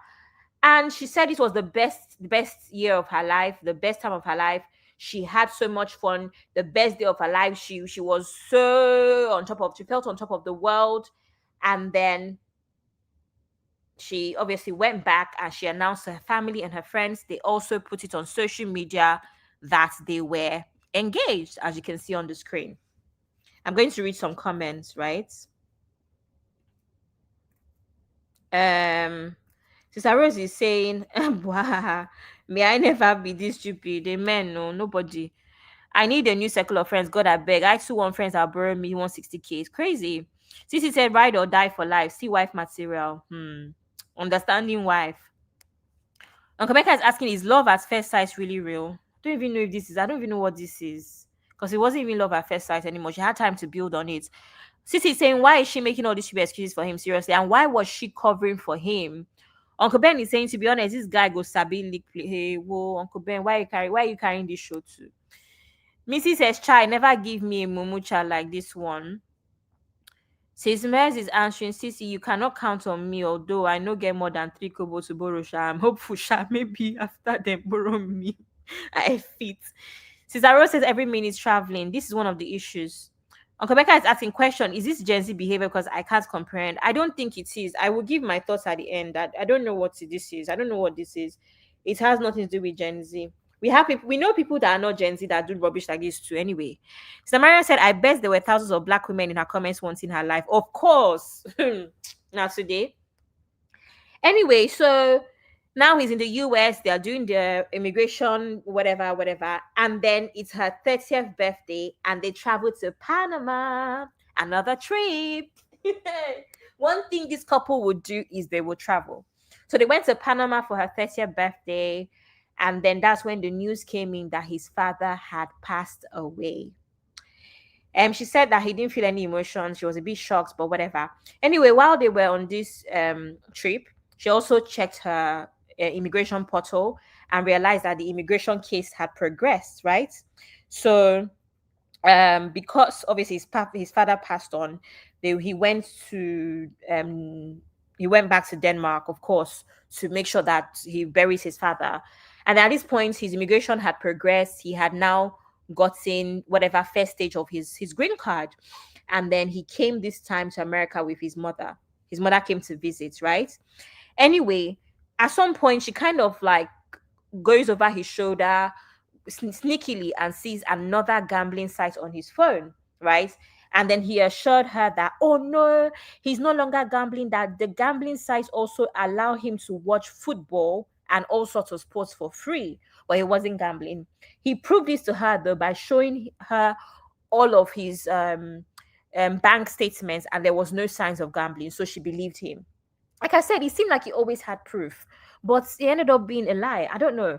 Anyway, now she began to ask about the repayment of the money that he owed her. So at this point, he owes her quite a bit of money, 6K, 15K, and 3K, if you remember. So she asked, what's up? When are you going to start paying me some money? And he gave her excuses. And at this point now, because obviously his immigration is progressing in the US, he was able to open a bank account with Chase. And then this man said, okay, he's transferring money from his Europe account to his American accounts. And then when it clears, he will pay her the money that he owes her, the 15K, the 3K, and the 6K. Anyway, he just kept giving excuses. This won't happen. It's taking time to land, blah, blah, blah, blah, blah. And then this girl decided to take his card because she had opened the Chase accounts with him. So she knew the PIN. And because of his gambling issues, she now became his accountability partner. So for anything money related, she had to be on top of things. So she knew the PIN to these Chase accounts, these American Chase accounts. And then she drove out of the house quietly at 1 a.m. to go use a cash point to check the balance. And she checked the balance and saw that this man had 34 cents to his name, right? So she goes home and she distanced herself from him. She's like, what's going on? Are you still gambling? Why do you only have 34 cents to your name, right? He begged her. He said he's no more gambling. She suggested a divorce at this point. He begged her, and then he promised to change. Of course, she softened and she decided to stand by her man. Anyway, later on, he told her, now we're coming up to that summer, right, where the Danish tax authority would unfreeze his account. So now he's attending meetings, and it turns out that he has $300,000 in the account. But they actually thought that he had 200,000, but he had 300,000, around $300,000, right? So she was happy because that money would enable them pay for their upcoming wedding, would enable them pay off crypto man, remember, and all of that stuff. Anyway, she believed him, and then all of a sudden, of course, her parents are very excited and decided they want to do an Igbo traditional wedding back in the village in Nigeria. So her dad is happy to pay for that wedding, since they'll be paying for the white wedding and they'll be paying for like settling their lives in the US. Since remember, he's moving from a whole different country to the US. All of a sudden, this man out of nowhere decides to offer the parents the $10,000 towards the traditional Igbo traditional wedding. And then she's hearing from her mom. And then she goes to him and says, "Why are you offering my parents money knowing the predicaments that we're in financially? We're spending a lot of money. There's no need for this, right?" And he says, no, he just wants to help out. And now he lies to her and her parents that he has scheduled a payment of $10,000 that was going to her mother's accounts. He provided screenshots of the scheduled amounts, but every time it was scheduled, her mother never got that money. Anyway, this girl at this point, she tries, because she has the same app which is called Revolut. So she decided to check it, and then she checked how to schedule a payment. And it turns out that you can schedule a payment even when you don't have money. So anybody can schedule a payment. You don't have to have money, but you can schedule a payment. So it turns out that he was lying. She confronted him, he avoided her, and suddenly he suggested calling off the wedding. So he said, "Listen, we're having too many problems. There's no need for us to have a wedding. What's the point? We're fighting a lot, right?" And then later on, he decides that he wants a divorce. He accuses her of not prioritizing him. He accuses her of only caring about his money, only caring about him when he has money, only caring about her friends and family, but did not really care about him. She's there and she's confused, like, what the hell? So Sisi's asking, what wedding? You're already married. Well, that was a secret wedding for his immigration. Now, the real wedding that the world is aware of, her social media is aware of, her parents and the family are aware of, nobody but her and the man thought that or knew that they were married before now, right? Nobody, just both of them knew that they were married. So, and they were not even wearing a ring at this point. That's how much they kept it a secret between both of them. Anyway, so this man decides that no, he's done. She's a terrible person, and he will send her really nasty messages about how she's a terrible person. She only cares about money and all of that. And she's confused because she's like, what money are you talking about? The past year, I've been the one, making sure that our bills are sorted. My finances are wrecked. I no longer have savings. So what the heck is she talking about? Right? What the heck is he talking about? Anyway, this man booked a ticket back to Denmark. Apparently, he had enough air miles with whatever airline, and he was going to book it with that and all. This girl got really desperate. Right? He stole it from the other hoes. Uncle Ben is saying we must make this story a series. I must drag Gen Z. Uncle Ben, go ahead. Wait, he scammed her and sealed the one that broke the relationship. Yes. And honestly, sis, I think that if he did not break up with her, she would have stayed there. He had to break up with her. This girl did not seem like she had any plans of leaving. And quite frankly, at this point, throughout the story time, she was smiling so much and she looked smitten. It seems as though she's still very much in love with this man, and I'm not joking. There's the way she was, if anybody watched the video, she looked like she was in love. The way she was smiling, that could literally be the way she composes herself. Don't get me wrong. But it just looked like she just really loved the guy. She was reminiscing a lot on the good times. And she kept reminding us at intervals that she had more good times than bad times with him. That all of these bad times that she explained to us is only 10%. 90% of the time they were having a good time. I'm thinking, girl, all these things you explain is only 10%. Do you understand?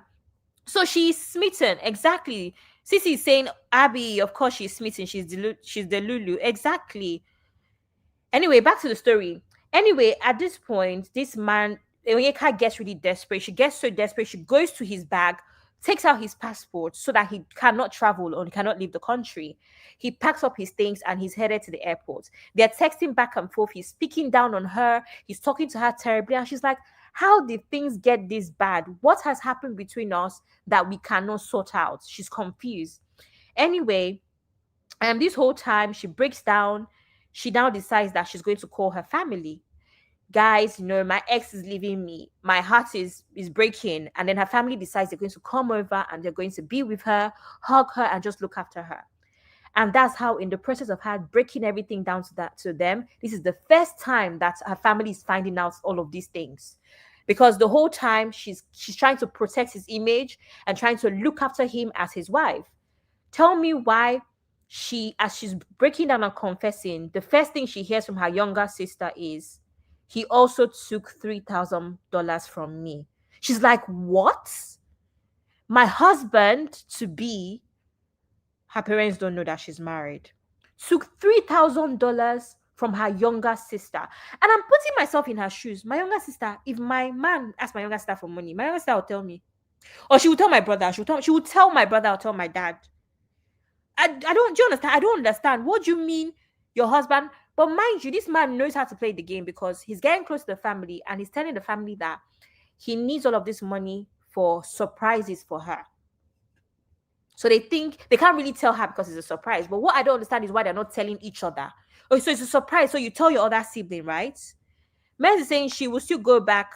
Yes, I think that if this man pays all this money, she will go back. She can go back. The way that I'm seeing this babe, she can do it. Or maybe because now she's come online to bash it, she won't be able to anymore. Her head no correct at all, Sister Rose. Sister Shinye said he gaslighted the hell out of her, honestly. And Tinko is saying the way her eyes glisten as she spoke about the relationship was scary. She's so smitten by him. Exactly. His man says she needs to get checked mentally. She cannot be okay. Uncle Mecca is saying this one, a real love, one city. I think he's saying if he hadn't left, she would still be there. Absolutely. That girl is still in love.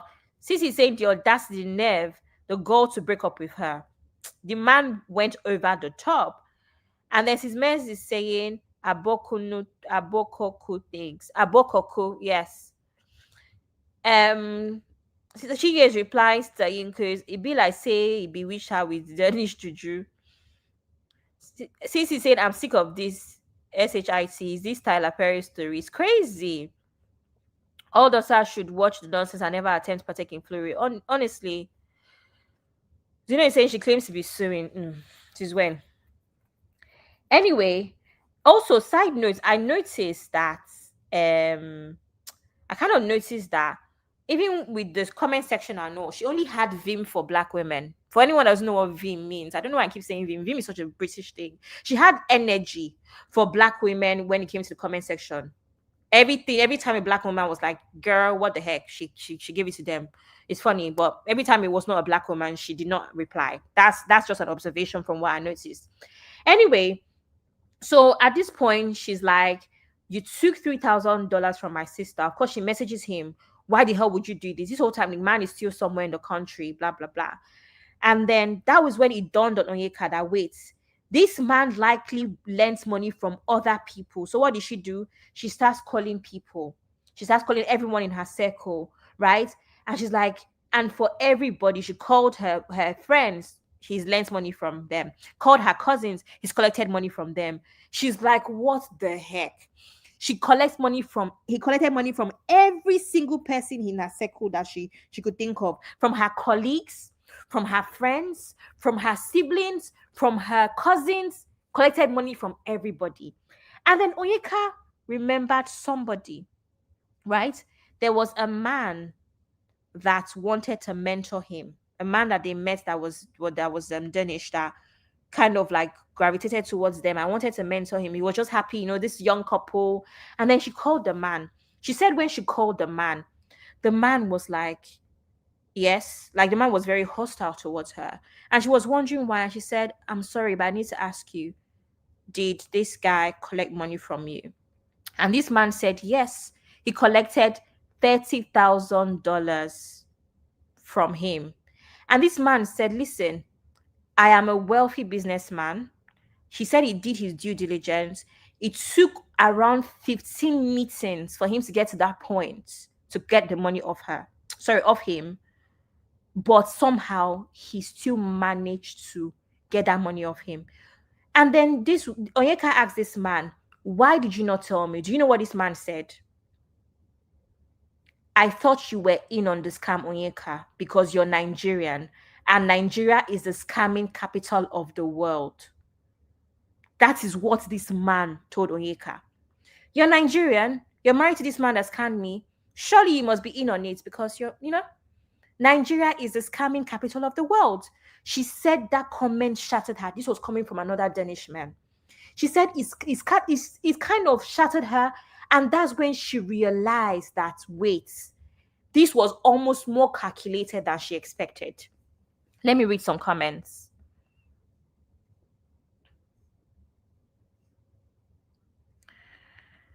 Cicero says, medicine after death.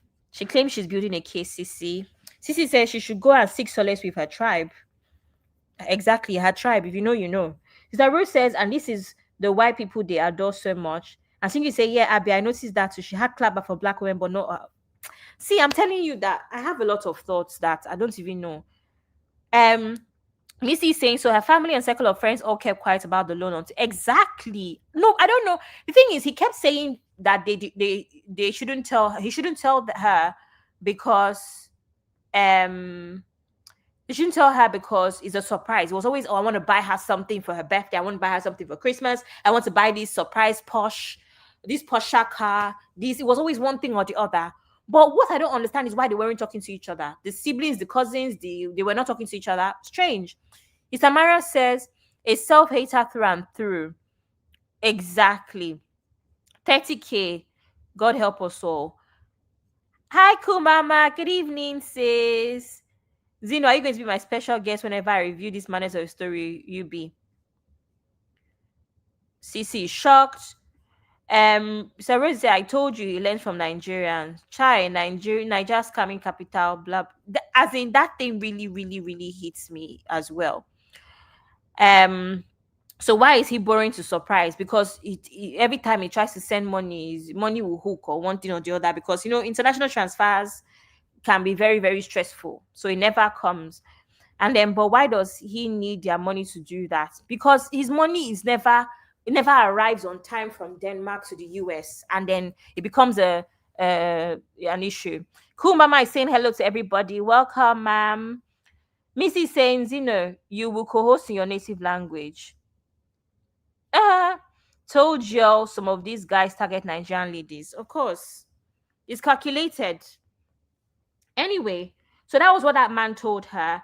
And then he revealed that the Rolex that he gave the man, that's the mentor man as collateral, was indeed fake.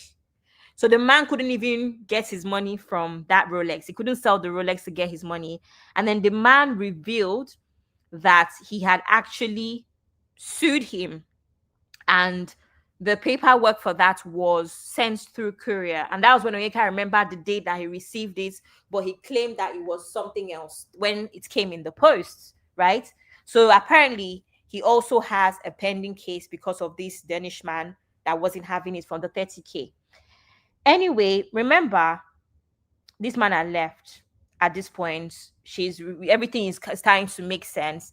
And then all of a sudden, he now starts to call and beg her for reconciliation. From all of that madness where she was the one chasing him and begging him, he's now the one that now started begging her. Right? So that's what was happening. Anyway, all of that happens, and then Onyeka decides that she's going to contact a lawyer and she's going to file for divorce. Now, in this process, she now starts to research, and she realizes that in her research that throughout he was indeed cheating, right? She reaches out to his ex. Remember when I said that he had the group of Danish people that were watching? She had the group of Danish people that were watching her on social media. So she decided to go through them, and she unblocked and found his ex. One of the people that she blocks then is his ex-girlfriend. And that's when she found out that the timelines were off. That period that this man claimed he had the back surgery, he was with his ex. So he was still living at his ex's house. That's why they were not FaceTiming. Remember when I said they said they were not FaceTiming and she thought it was romantic, that the next time they would see each other it would be magical and it would be in person? That is why, because this whole time he was living with his ex. So he was cheating, and Onyeka found out that this whole time she was actually the other woman. Not only was she cheating, was he cheating on her with this lady, or rather, was he cheating on this lady with her? He was cheating with a whole different lady as well that she found out about, right? Anyway, of course, eventually she calls the family and says, guys, why did nobody tell me? Now I am going to play the next video, and then we're kind of rounding up anyway, kind of at the end of the story. So I'm going to play another video, and then we'll start to round up. Nigerian. She's Nigerian. How could she have been easily deceived? There's two type of Nigerian. No, it be like say they don't born that girl for back home. They born her for this side, this Yankee side where Obo people plenty. Assuming they born that girl for Obori Coco, she be na Rumukoro Junction. She go carry sense on top her heads. This kind of thing no go happen to me. When I talk to my friends are like, Chichi, you're so harsh. Why are you so suspicious of people?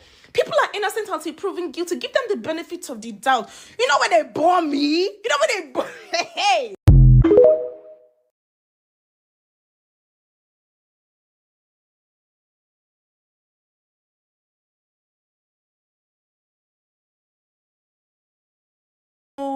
If this guy was Toya C from Oshodi, we would not be getting a 25-part series and counting. I'm sorry to be the one to say it, but this man got away with a lot of things because he was white, okay? Now, this is why internalized racism and internalized white superiority is very, very dangerous. And Black women, we need to open our eyes wide when we're going on the other side, okay? I need to also put a disclaimer. I'm by no means trying to come for this babe. I'm just using her story as an example or a way to discuss certain topics which we should already be discussing, because shout out to her for even bringing this story to our attention, because personally, if it was me, shame go catch me. I know if you open mouth talk, say this thing don't do me. Number one, you think if a Nigerian man in Nigeria sent you a message and said, hey, I want to take you to, I don't know, Spain, Paris, whatever, send me your passport details, you'd be sending your passport details? No, you would not. The man said, I want to take you to Monaco. You are now sending your passport details. Why can he not send you the money to book the trip? Why would I send you my passport details? Where is it? Where is that done? As my mom will say, where do they do that? Where is that done? It's not done. It's not done. Why am I sending you my passport? Do you know what your passport details are? Do you know what somebody can do with your passport details? Like, are we being for real? Cool, that's number one. Number two, the village visit. Why is a boyfriend going to the village? I don't know if I'm just being overly traditional, but why would a boyfriend be invited to the village where my ancestors have, you know, raised and where my ancestors are laid, where my ancestors have built? You are coming to the village as a boyfriend. So that means I'm bringing stranger to my village. What am I bringing you to my village for? What are you coming to do there, bro? Like, what going for you? Why are you here? Why are you in the village? What's going on? What's the meaning of that? Then you two, your parents have accepted him. Oh yeah, come, let's go to the village. Why are you coming to the village? I don't give a heck who's getting buried. Why are you coming? I will send you picture and video. I'll meet you in Lagos. You stay there, we go to the village, we do what we need to do in the village and we come back. That's like, I feel like village visit is like reserved or should be reserved for like husband, wife. Do you know what I mean? Like children, that type of family connection. Why are we bringing next man to the village? Number three, and he went to go ask the dad for the hand in marriage, right? My thing is, what do you mean you guys have not met as families? So you're telling me as Igbos that carry culture on their head like calabash, you guys have accepted for this man to marry your daughter, but you've not met his family. You don't know where his family come from. Would they do that for Toya C? No, they would not do that for Toya C. They would not do it for Toya C. It don't make sense. So again, rose-tinted mother freaking glasses. Take them off. Take them off. Just because this person is coming with fair skin, blue eyes, dark hair, whatever, it doesn't mean that their danger is less than. In fact, I would even go as far as saying their danger is even more so. Because now people, they cut people, they put them for fridge. Now they do them. Yeah, I love a crime documentary, babe. I love a crime documentary, so I see it. I know. So all of that, I say all of this to say, yeah, like I said in the beginning, we would not have received a 25-part series and counting if this man was Black. I think growing up, we've been taught like, oh, white is better, like light is better. Like we've been taught that. It's been embedded in our brain, and it's for us to now unlearn these things that we have been taught because we know that it's now wrong, you know? Really quickly, before you guys come for me and say, oh, Risa Tisa, da da da da, I'm talking from the standpoint of a Nigerian babe, not African American, no, a Naija babe. Oh, now wow, well, I they finish. Anyway, I'm at the end. Welcome, Sister Rose and Uncle Ben. I see you on stage. Obviously, my show is meant to be 90 minutes, but it's Friday and it's real fam, and we have to have fun. You know how we do it here. So I don't mind extending. But let me just quickly finish the story. We're at the end, and then we can talk and few red flags here and there. And then when Uncle Ben does his own show, we can even talk a lot more. Especially from like parents' perspective. So anyway, at this point, Onyeka now calls his family. She feels violated. You guys claim to love me. Why wouldn't you tell me? Why wouldn't anybody tell me about his gambling issues, about all of these issues? And that's when his sister says, I didn't know how to tell you. I knew that something was off when I noticed that he started to live above his means, spend more than he should have, all of the traveling, and knew something was up. But that the last time she knew about his gambling issues properly was around 10 years ago, and he was in therapy for it. So his parents put him in therapy. They knew that he had an issue. He went as far as even destroying lots of relationships in Denmark. This man went as far as borrowing money, lending money from very dangerous people, and he had to run away and he had to run to China.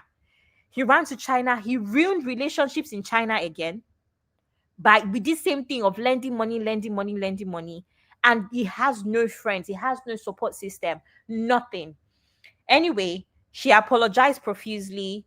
The mother too was crying, begging her, I'm so sorry, I'm so sorry, I'm so sorry. But again, they never said anything to her at the time. Anyway, Onyeka, so she calls her dad one day and she said, Parents, I have to tell you something. Dad, I'm so sorry. I married this man. Of course, in usual parents' fashion, they were angry, but they still embraced her. So she had to confess to her parents about the marriage that they never knew about. So she was saying, all these weddings we were planning, it was not the first time. We were ready, we're married. They forgave her. And then she asked her dad, Dad, please tell me he didn't take money off of you. Her dad said, Don't worry about that. It's no longer important. And Onyeka started crying. She said, There's no way you guys gave this man money to. So Onyeka's parents also gave this man money. I can't believe it as well. Anyway, in the end, Onyeka discovered that this man has scammed everybody around her. In fact, even people that should not believe, like even her colleagues that he met once or twice. And she's thinking, how do you get to scam my colleagues that you met once or twice? I tried to do the math of the money, but we do not have the full figures. But at this point, I wouldn't be surprised if it was close to $1 million at this point. Anyway, what she realized is that she asked all of the right questions, but too late. So that's basically the story. So, Sister Rose, you be welcome. Uncle Ben, let's hear from you. What do you have to say, sir? Thank you for having me. Thank you, everybody. If I say make I talk with it in my mind, this place go explode. But where do I even start? Abby and Zeno, something is wrong with your generation, girl. I'm sorry. Something is wrong with your generation. First off, I ain't gonna lie to you. I only watched about 6 episodes. I was pissed, I was mad, and all of that. But because as a podcaster, you have to listen to the entire story so that you don't come out and start yanning crap. So I haven't watched the full thing, and that's why I want to thank you, Abby, for at least give us you wrap up the whole thing under 2 hours. Frankly speaking, for those who haven't seen this guy's story, if you want to watch them, make sure you have eyes and better cool water around because you're gonna be pissed and you'll be mad. We're still gonna do at least 2 or 3 series of this, but let me just say this up front. For the first 4 minutes of watching our video, I kind of like her. I know that sounds strange, right? I kind of like her. The reason I said that I like her was that within the first 4 to 6 minutes, I can tell that she took accountability, and I think she's telling this story to help many other girls out there like her. And what do I mean by girls like her? we have a lot of African girls, Nigeria or Kenya. Or, I think they say there is this country in Africa where all the ladies want is muzugu. Is that not how Misty used to call them? Is it Muzugu, right? Rwanda? Maybe it could be, but I know there is one country. They are very famous. I will still check it out. Or Misty and other sisters, they can remind me now. That country, the girls they know they take I see Oyibo. The worst part is they don't even know the difference between these guys. So I like the girl for coming out and telling people the full story without hiding anything. And the first thing that struck me was that, to be honest, this is a data that is coming from my ass anyway. I can tell you that 80% of girls that dreamt of getting married to white guys, they will make the same mistake this girl made. Now, maybe when they get to the point of, oh, let us go and have secret wedding, their brain they may begin to realize that this thing is wrong. But from the way she started to the point how they have all the fun and everything, 80% of girls who desire that lifestyle, that soft life kind of, they will fall for the guy. And there are some girls that all these I got my spec kind of ladies. That's why I kept saying it on our show here. As the moment you say I have my spec, he got to be 6 foot, he needs six pack, he must have money, he must have that. As soon as they find those guys, they don't look at anything else than how can I pepper my peers? How can I show my friends? Have you seen my guy? And I be no verse because bullet go hit you small. Girls who are usually from 5'2" to 5'4", they Uncle are Ben, who's worst that? at this thing. Uncle Ben. Abby, I'm a guy, so I'm free to talk. Oh, this one no be you be show. Make allow me talk. Oh, those girls from 5'2" to 5'4", they are the one who are terrible when it comes to chasing. He's very tall. He's six pack. He's that. So she saw her spec in this guy, and the more I listened to her story, I started researching her. As soon as I got to her, she got 2 Instagram pages, if I can recollect now. She got one for her business. I think she got another one where she posted a lot of personal things, or maybe it's another page that we're posting them or something. As soon as I saw her in the midst of white friends, there is nothing wrong with that, to be honest. But I've seen a couple of pictures where it is always she and white people, she and white people, she and white people. Then I'm like, okay, I'm getting the picture. Probably she went to all this Ivy League school or something, or most of these, high ranking schools. And then she made friends with a lot of white ladies. And now she admired their lifestyle. So the moment she said, oh, I saw him, blue eyes, that blue eyes just make my brain go dum dum dum dum dum. Just to cut my own take short, any girl who already made up her mind that this is what my future husband must look like, they are likely to make the same mistake this guy made. Now, two, coming to the family, when you're talking about, oh, as at when she found out and everything was falling apart, the family started saying, I lent him money, I borrow him money. And she's like, why don't you tell me? Why don't you tell me? The truth is this. If you watch the way these guys talk and everything, these are the type of girls that will not listen to anything else. Their opinion is the best. And you can't blame them. They are smart, highly educated, they got good job, they got money, and all of that. You can never tell them, girl, the way you are moving, I think you are making a mistake. Lie, they won't listen. They'll tell you, I got this, I got it, I got it, I got it. And when your people started telling you stuff that they thought that this thing is wrong and you ain't gonna listen, it will get to a point they will just leave you to your own word. After all, this is America. As soon as you are 18, okay, you are an adult. You can make your own decision. So probably they all knew that something is not right about this guy. But the way he is going after this guy, If you say anything, she can even cut you off. She might label you enemy of progress. I don't know if you get what I'm saying, Abby. So I agree. that's all I see. So the family kind of like chill, like, "Ah, don't let us spoil our happiness and all of that." Oh. And again, for those young ladies who might be listening right now, listen, no right thinking man should marry you without your parents getting involved. And all the story I've heard about our children here in America that do this kind of stupid wedding, hiding, they will go to what they call it destination wedding. You won't even know. They might just call one or two people, PM, they don't go wed. All of them that did this, they always come back crying, lamenting. That's just what happened to her, frankly speaking. Now, lastly, I'm a Nigerian, and thank God, Rufam, you all know me. I'm so proud of my heritage. I will always be in support of my black brothers, Nigerian Africans, over any other race. I'm sorry. I'm sorry.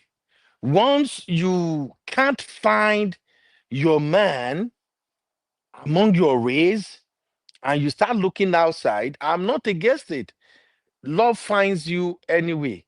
And I'm not saying white folks are not nice. There are amazing people. There are some of them that their family is just like our family. They are white, but when you see the way they move, the way they accept people, you can tell that, oh, this is a great white family. But majority of these white guys, like I said over and over on this channel, when they come after you as an African girl, a Nigerian girl, when they come after you, there is something about you they are chasing. There is something. They know our history than us. In this America, if you go to school in this America as a young girl, they already knew you are from a great home. And they knew that the chances that your parents are comfortable is also higher. So don't just say, "Oh, he loved me, he loved me." Some of them are after you because they know you will get the money. They know you will be cool. They know you're going to be hardworking. All the sisters that I know here in this America, not all of them, oh, but majority of our black sisters that I know in this America that went to school, they are doing amazingly well. All of them, they get money. Even majority of you that you are here on this real farm, I can tell, say, una get money. God will just say, una say, una don't get husband, una don't get better relationship. If not, na me go they trade, una they find husband, yeah, I beg, come. This my sister, they get money. It's the same thing with the white guy. This guy just see her the way she was naive and dumb, and he just used her. Thank you for having me, Abby. Make una no vessel. That's just my take. Thank you. Thank you, Uncle Ben. My own is that whenever people say, "Oh, you want to learn," me now, if you shake me up and down, 10,000 pounds cannot come out. Shake me or remove. Where do you want to see it? Where is it? You Under my you bed. you you be Agbero. You be Agbero. We I know don't that have one. 10. That's my issue. My issue is if you want to borrow 10 pounds, I have 10,000 pounds. Where is it? They have too much money. Anyway, Sister Rose. Hey, Abby, how are you? I'm good, thank you, sis. How are you? I'm fine. Good rundown. You're patient and thorough. Sis, I'm not going to lie. Today was a much because, as you know, this thing annoyed me, and I feel like I've been speaking about it for 2 days as well. So I'm tired. But anyway, go ahead, sis, and share your thoughts with us.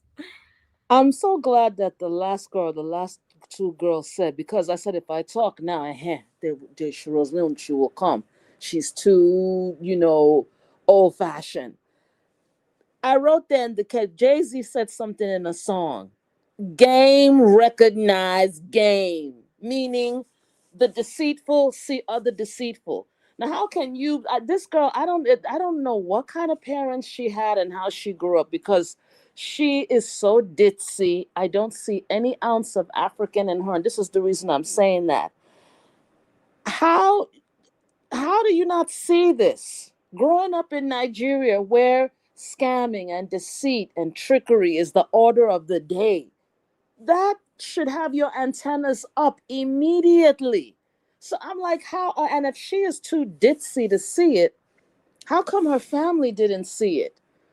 Okay, and again, does it now come down to white worship? But let me tell you something. My mother's one of those who white people can't do no wrong. But there's a line that you will not cross with her. You still can't deceive her. They're still watchful. They will still ask questions. So my thing is that this guy took from the playbook of Nigerians. You guys supposed to recognize it in a second. How could you fall for the foolishness? She is so, and I don't want to put her down. I really don't want to put her down. But it's like, how can you be this delusional? Then there's no real introduction with the parents. And she's an Igbo girl. If one of the people who tend to be, in my opinion, from my observation, who follow tradition more than anyone, I think, are Igbos. I feel like I could be wrong, and please, no one take this the wrong way. Again, it's my opinion. I feel like Yorubas assimilate a little bit more than Igbos. Igbos tend to really want to stay in that old tradition. So how can you, as an Igbo girl, there's some red stuff that would have gone off on your head. How can you be this dense? It even makes me start to think, is this story really real? And the level of embarrassment, you bring it to social media for everyone to clown you. And to be honest with you, she's also in a dangerous situation. You see these gambling people, if you owe them, they're coming for you. If they can't get you, they go to the spouse. And he could have even have left her. Maybe she's not talking about it. When you get married, whatever a debt you acquire, whatever you own is called community property. Both of you own it. So if he doesn't pay his debts, it's gonna fall on her. And she's putting herself she's very lucky. This guy could have ended her. And he's white, he's black. White people take care of their own. They will defend their own people. We are the only ones who spit on each other. But he's the almighty white guy. If anything happened to her, 9 times out of 10, they're going to cover and defend him. So it's like, I just don't get it. And then where were the friends? Didn't the friends, okay, didn't any of her friends say, something don't seem right here. This don't seem right there. And then the family saying, okay, they borrowed money. Come on, a bell gotta go off on your head. How did even her family? Again, does it come down to white worship? Because this is a white man? But even though I know that many of us do have, not me, I am pro-black all the way. But even though I know some of us, we follow what white people do, we still have some sense. How could everybody have, or is there Oyibo juju that we don't know about? Maybe he did that one. So I'm glad she got out of it. I hope she doesn't go back to it. But you see, we're here laughing. This girl could have been put herself in a very dangerous situation. They're traveling here, they're traveling there. All this travel. You don't really know him.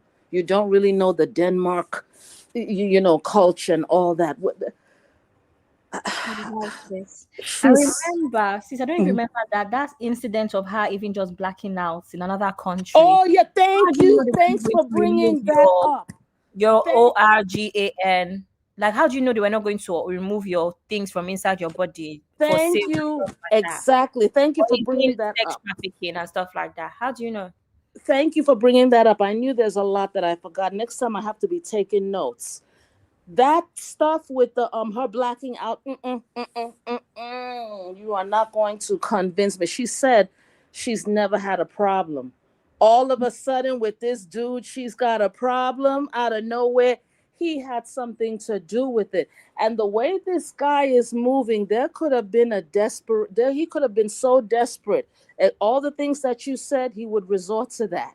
They don't care. These type of people, he's sick, he's got a problem, he will do anything for money. And again, we are talking about black skin that the world sees as easily disposable. I don't think that was an accident. And like you said, if he got desperate, or remember they said that the family said that he created enemies.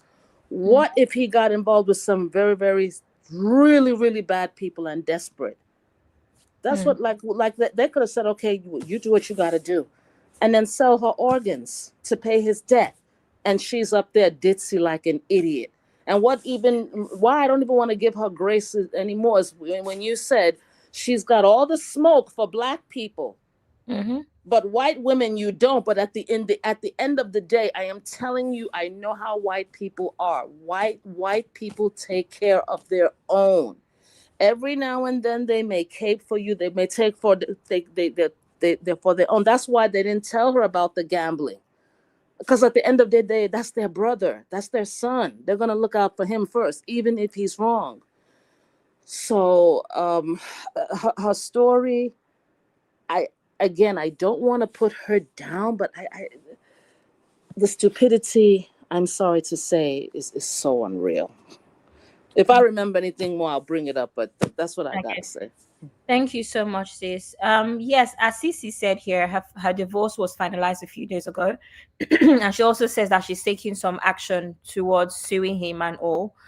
Um, we don't know anything about him. Like I said, I did find his LinkedIn 2 days ago, but things have changed drastically. It's almost like he started to remove things, maybe because he didn't want people to find him or find what he's doing currently, or what, so he started to remove a few things from his LinkedIn once he realized that a lot of people were visiting, and he started to see the story go viral.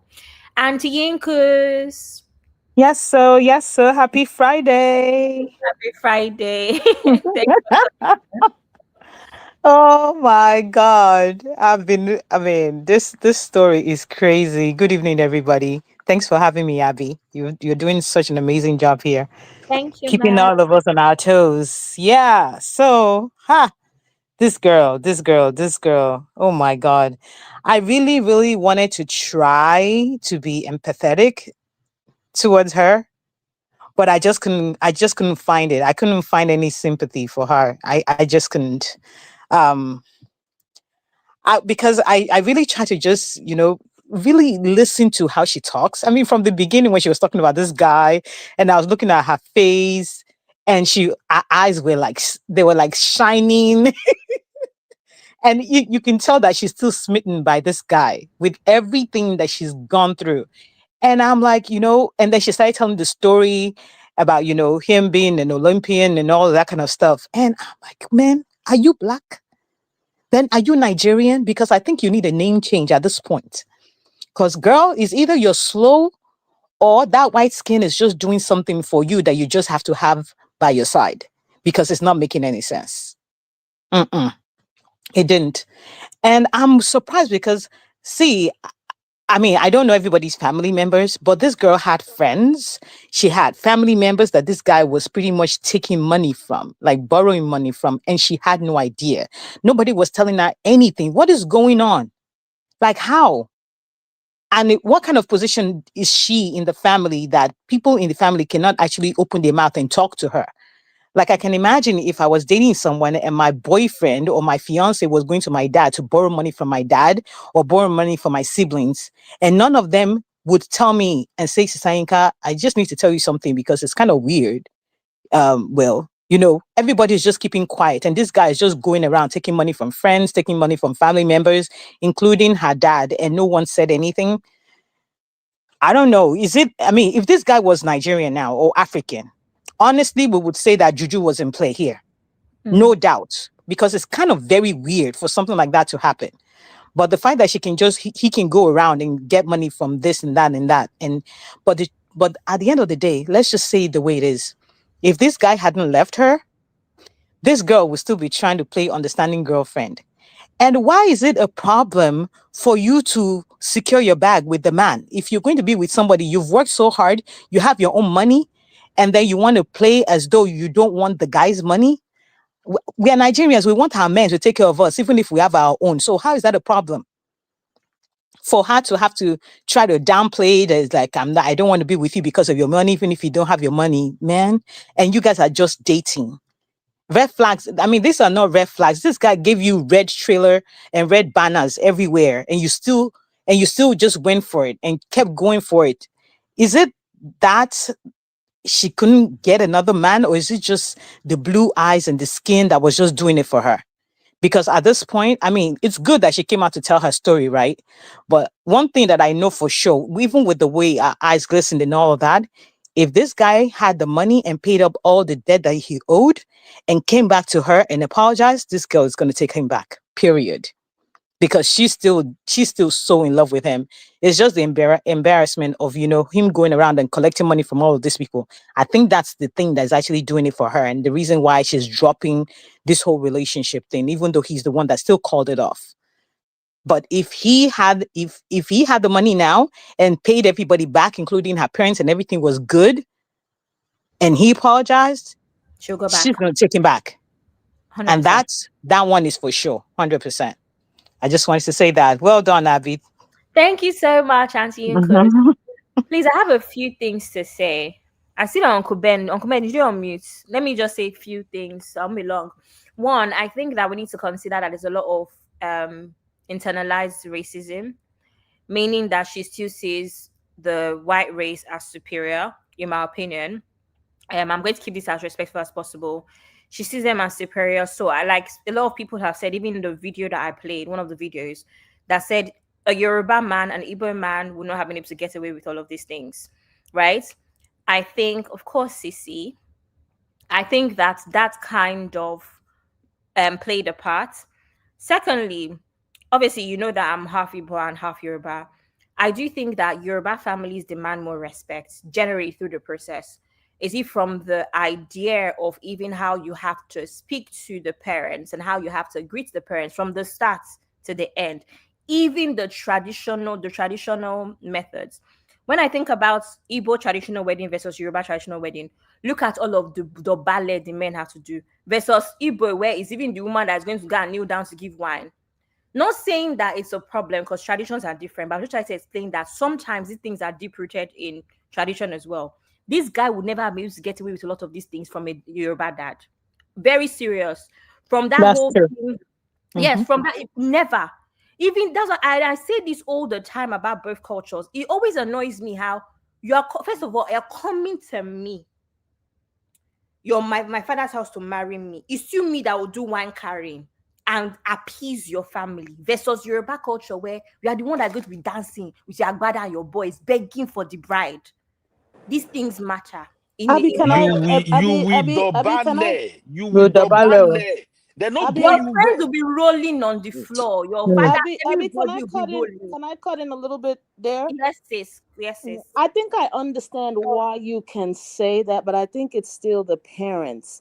Because I get what you're saying about the Yoruba culture. It's true. I do. I have seen that, and I really love that. I especially that bowing when they see their elders. I love that so much about the Yoruba culture. So I get what you're saying, but I think it's this particular family because even us as Igbos, there's certain kind of ways we're not fascinated by that white stuff. Yes, there my dad, me and my dad were kind of alike. We never did that white fascination thing. My mother, yeah, they're this, they're that, but even she, there was still cultures and things that were expected that you didn't do, that you had to do. And let me tell you something. I just don't want to say it here because I don't be the same way. I wouldn't want anyone to use the N word on me. I don't want to disrespect any other race. But there's a name that they call people like this in America. The initial is white T. I mean W and T. I don't want to say it. So it's not everybody that sees that. I think it's this particular girl and her family. Because some of us we're not fooled by this foolishness. We can see through it. Absolutely, Sister Rose. But I'm not even talking about this family. I'm talking about the general idea of cultures and how it could be a deeper issue. Because even I, being that I was once engaged to an Igbo man, I saw the difference in the things my dad would not allow versus the things that his parents were expecting or would allow, right? There's that difference. I think there's a certain strictness that we take for granted, but this strictness would have been very, very helpful in this situation. Uncle Ben, please come in, sir. Thank you, Abby. See, frankly speaking, I think this girl she got her own issues ongoing. Yep. I think she got her Agree. own issue. We all saw Ifunaya's story, And we all saw how Ifunanya lives her life. Very Ifunanya was different. also born and brought up right here in America, right? These guys have her own issue, and I believe there are many other girls like her out there. That's why I said I appreciate the fact that she come out to tell this story, so that other girls that think and move like her, they can actually see that Omo, sometimes you may be doing yourself. Now, coming to the family, because this story is really messing me up as a girl's dad. I've played this scenario in my head over and over again. A boy coming to me to borrow money and you want to marry my Hulu wow. I eh, Exactly. eh, only I played the scenario over and over, and I'm like, what? What story do you want to tell me? You that you already painted the picture, you are from a royal family. You have all of this money, and now you want to borrow money. Me, a Niger man. No, no, no, no, no. It's not working. And I see some people are kind of like saying, oh, don't generalize people or something. As far as me I'm concerned, I won't even hide my own. I appreciate my color. I appreciate my heritage. Even though Nigeria is falling apart right now, I appreciate my Niger.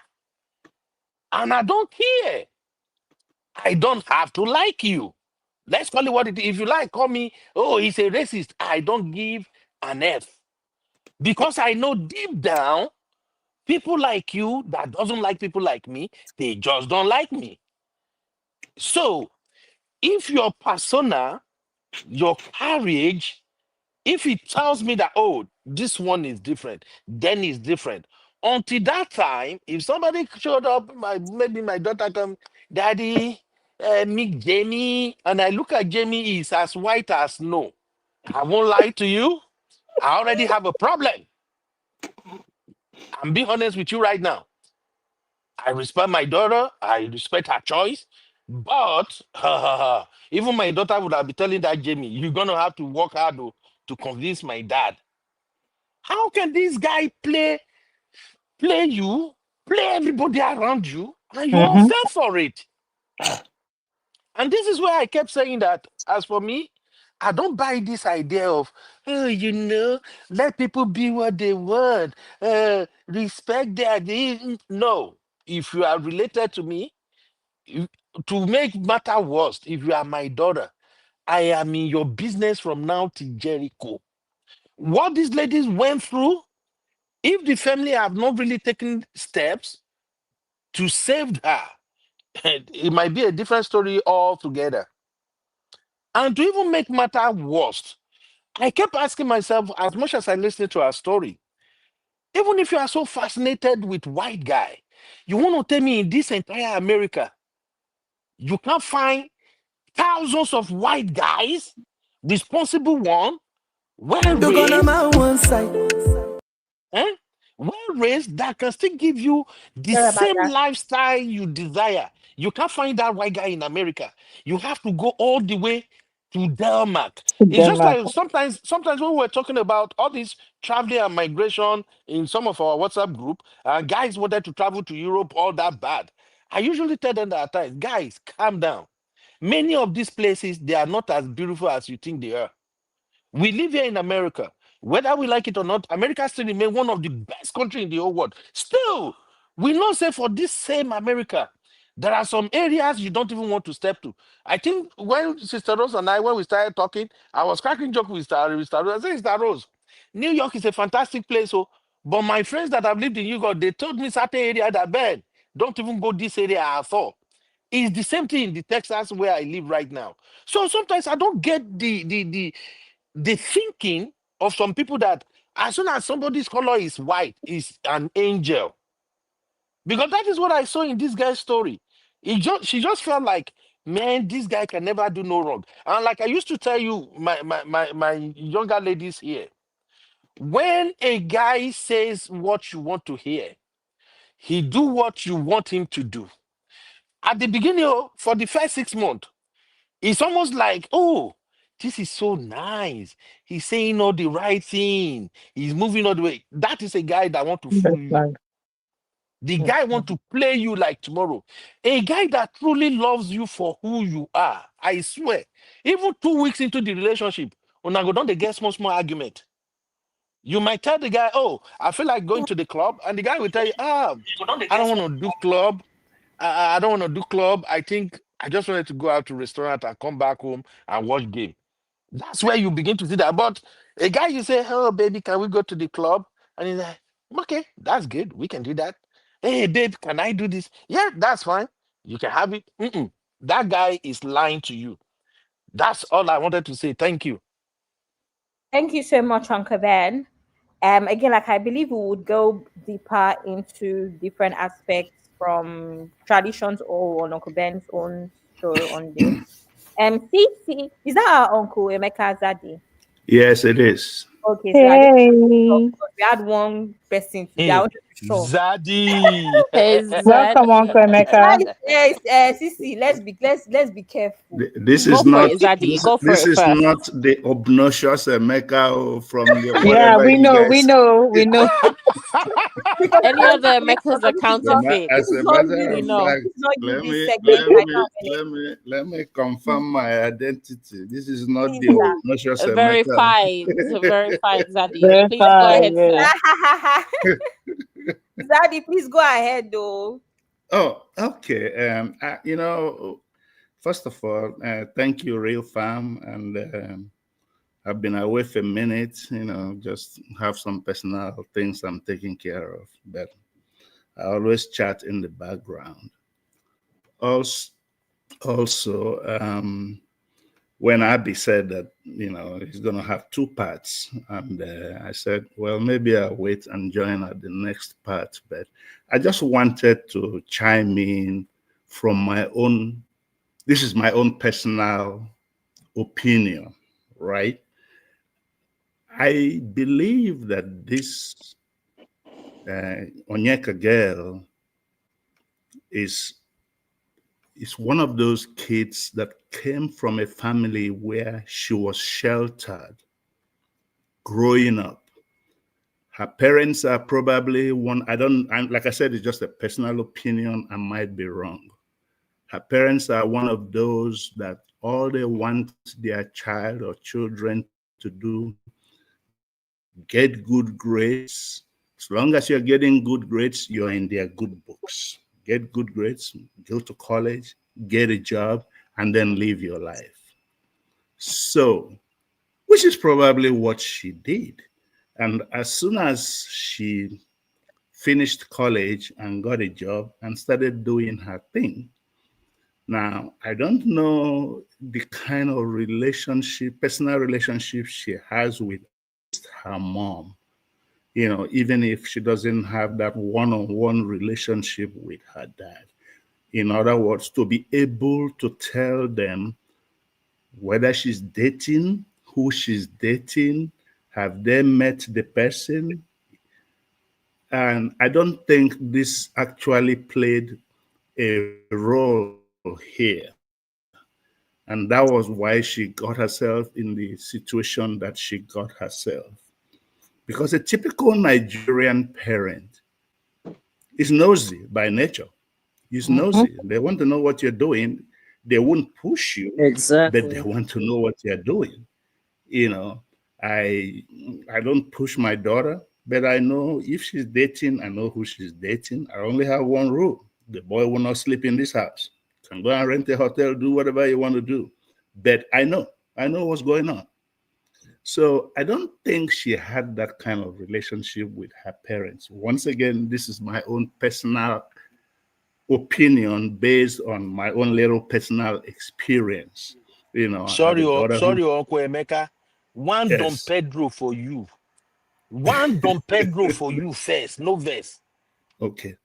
So now that was why in the chat I asked, is love at first time really true? No, Because it's based on, stupidity. go ahead, is that Sissy? Go ahead. I said no, it's stupidity at first sight. Once again, don't forget that I'm basing this based on what I think is her background growing up. I don't think this girl is more than, what, 30 something years? You know, so when did she leave house? When did she start living on her own, doing her own thing? And as far as the parents are concerned, they've done their job. We've raised you, we've sent you to college, you have a good job. To them, their job is done. Now, whatever she does after that is based on the past relationship she had with them. I'm proud to say that my children tell me everything. There is really nothing my son, you come and tell me that my son did today or my daughter did today that will surprise me. Nothing. Because I always tell them, whatever you're doing, please let me know. I hate surprises. You know, I will not judge you, but I can only advise you. If you tell me something, I will tell you, okay, this is what is, I'm not going to tell you not to do it, but this, I'm going to tell you the consequences of what you're about to do. And I'll leave it at that. You know, don't come back and start crying because you can't say, I did not tell you. Okay, leaving that alone, this man that she met, love at first sight, I think she fell for the man because if you look at her background again, almost all her friends are white. Almost all her, at least the pictures we have seen. I've not seen any black female, you know, in her profile. You Uncle know, Mecca, she has one friend that she called Nika. Mecca. okay. Nika. Okay, but of course the majority is, you know, Caucasian, right? So she must have surrounded herself with those kind of women. Now, will this same situation happen to any of her friends who are Caucasians? I don't know. I probably don't think so. Because as naive as we think that the blue, what is it called, blue eyes and blonde, they are not as stupid as we think they are. But that's what, you know, they always say, oh, dumb, dumb blue. What you know what I'm saying? Dumb blonde. Yeah, you know. So having said that, I personally will like to cut her a slack. That's just me. Don't come for me, Madam Ross. Don't come for me. I personally will cut her a slack, you know, Why because you pick me? Why you pick it on I me? know Why you, me? Madam. You are the Margaret Thatcher of this forum. So please, just let me finish what I'm saying. You know, so you know, I'll cut her a slack. And now, was she naive? Yes. Was she ignorant? Yes. Did she do her due diligence? No, she did not, because that was why I asked, is love at first sight really real? Because if that's the background, if that's her background, oh, Males and Boons kind of love story, meet a man in the beach, you know. I'm even surprised the man was not riding a horse, white horse when they met, you know. So, but me personally, I like to cut her a slack.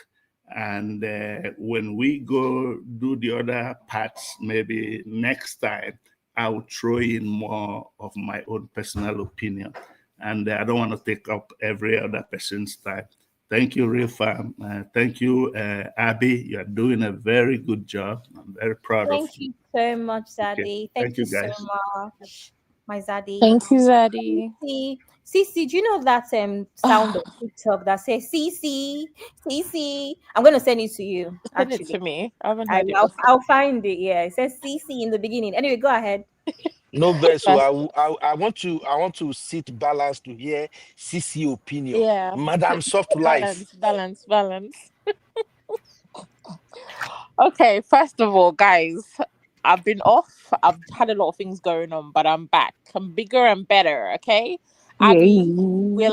I'm loving this segment that you've Thank you, created.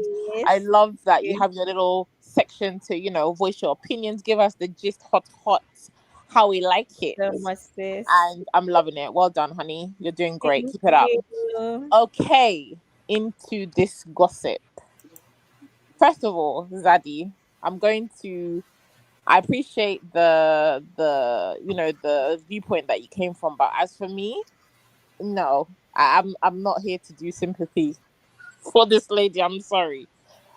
When I heard the story, I didn't watch all the parts because I literally watched maybe the first part and then I just had to get someone to summarize it because I was falling asleep and it was taking way too long. She could have wrapped up that story in maybe 2 parts or 3 parts at the most. It didn't need all the parts that she did.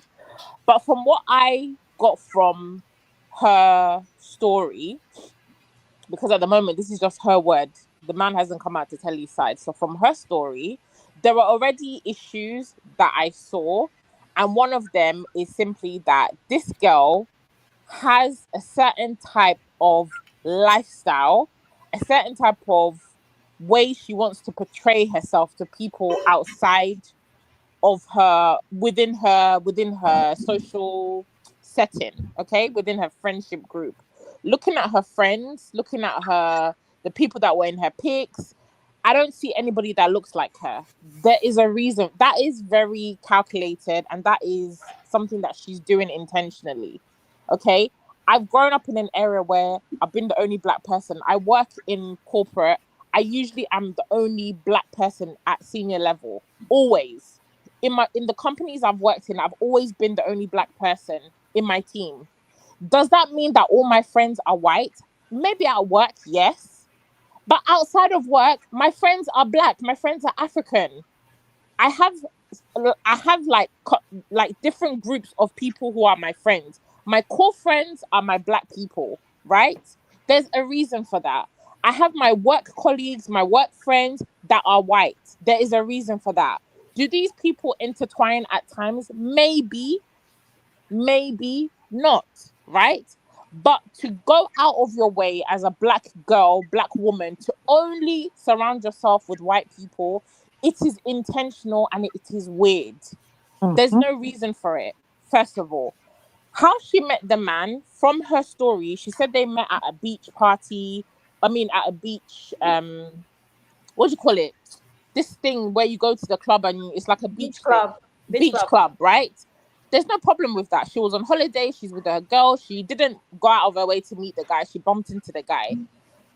The problem that she made is this guy. He didn't target her. So this is how these scammers work, right? They are opportunists. They are not coming. They're not stalking you like a lion is stalking a deer, looking for prey. That's not how these people work. This particular man is an opportunist. He was minding his business, doing what he does. This girl came into his viewpoint. She approached him.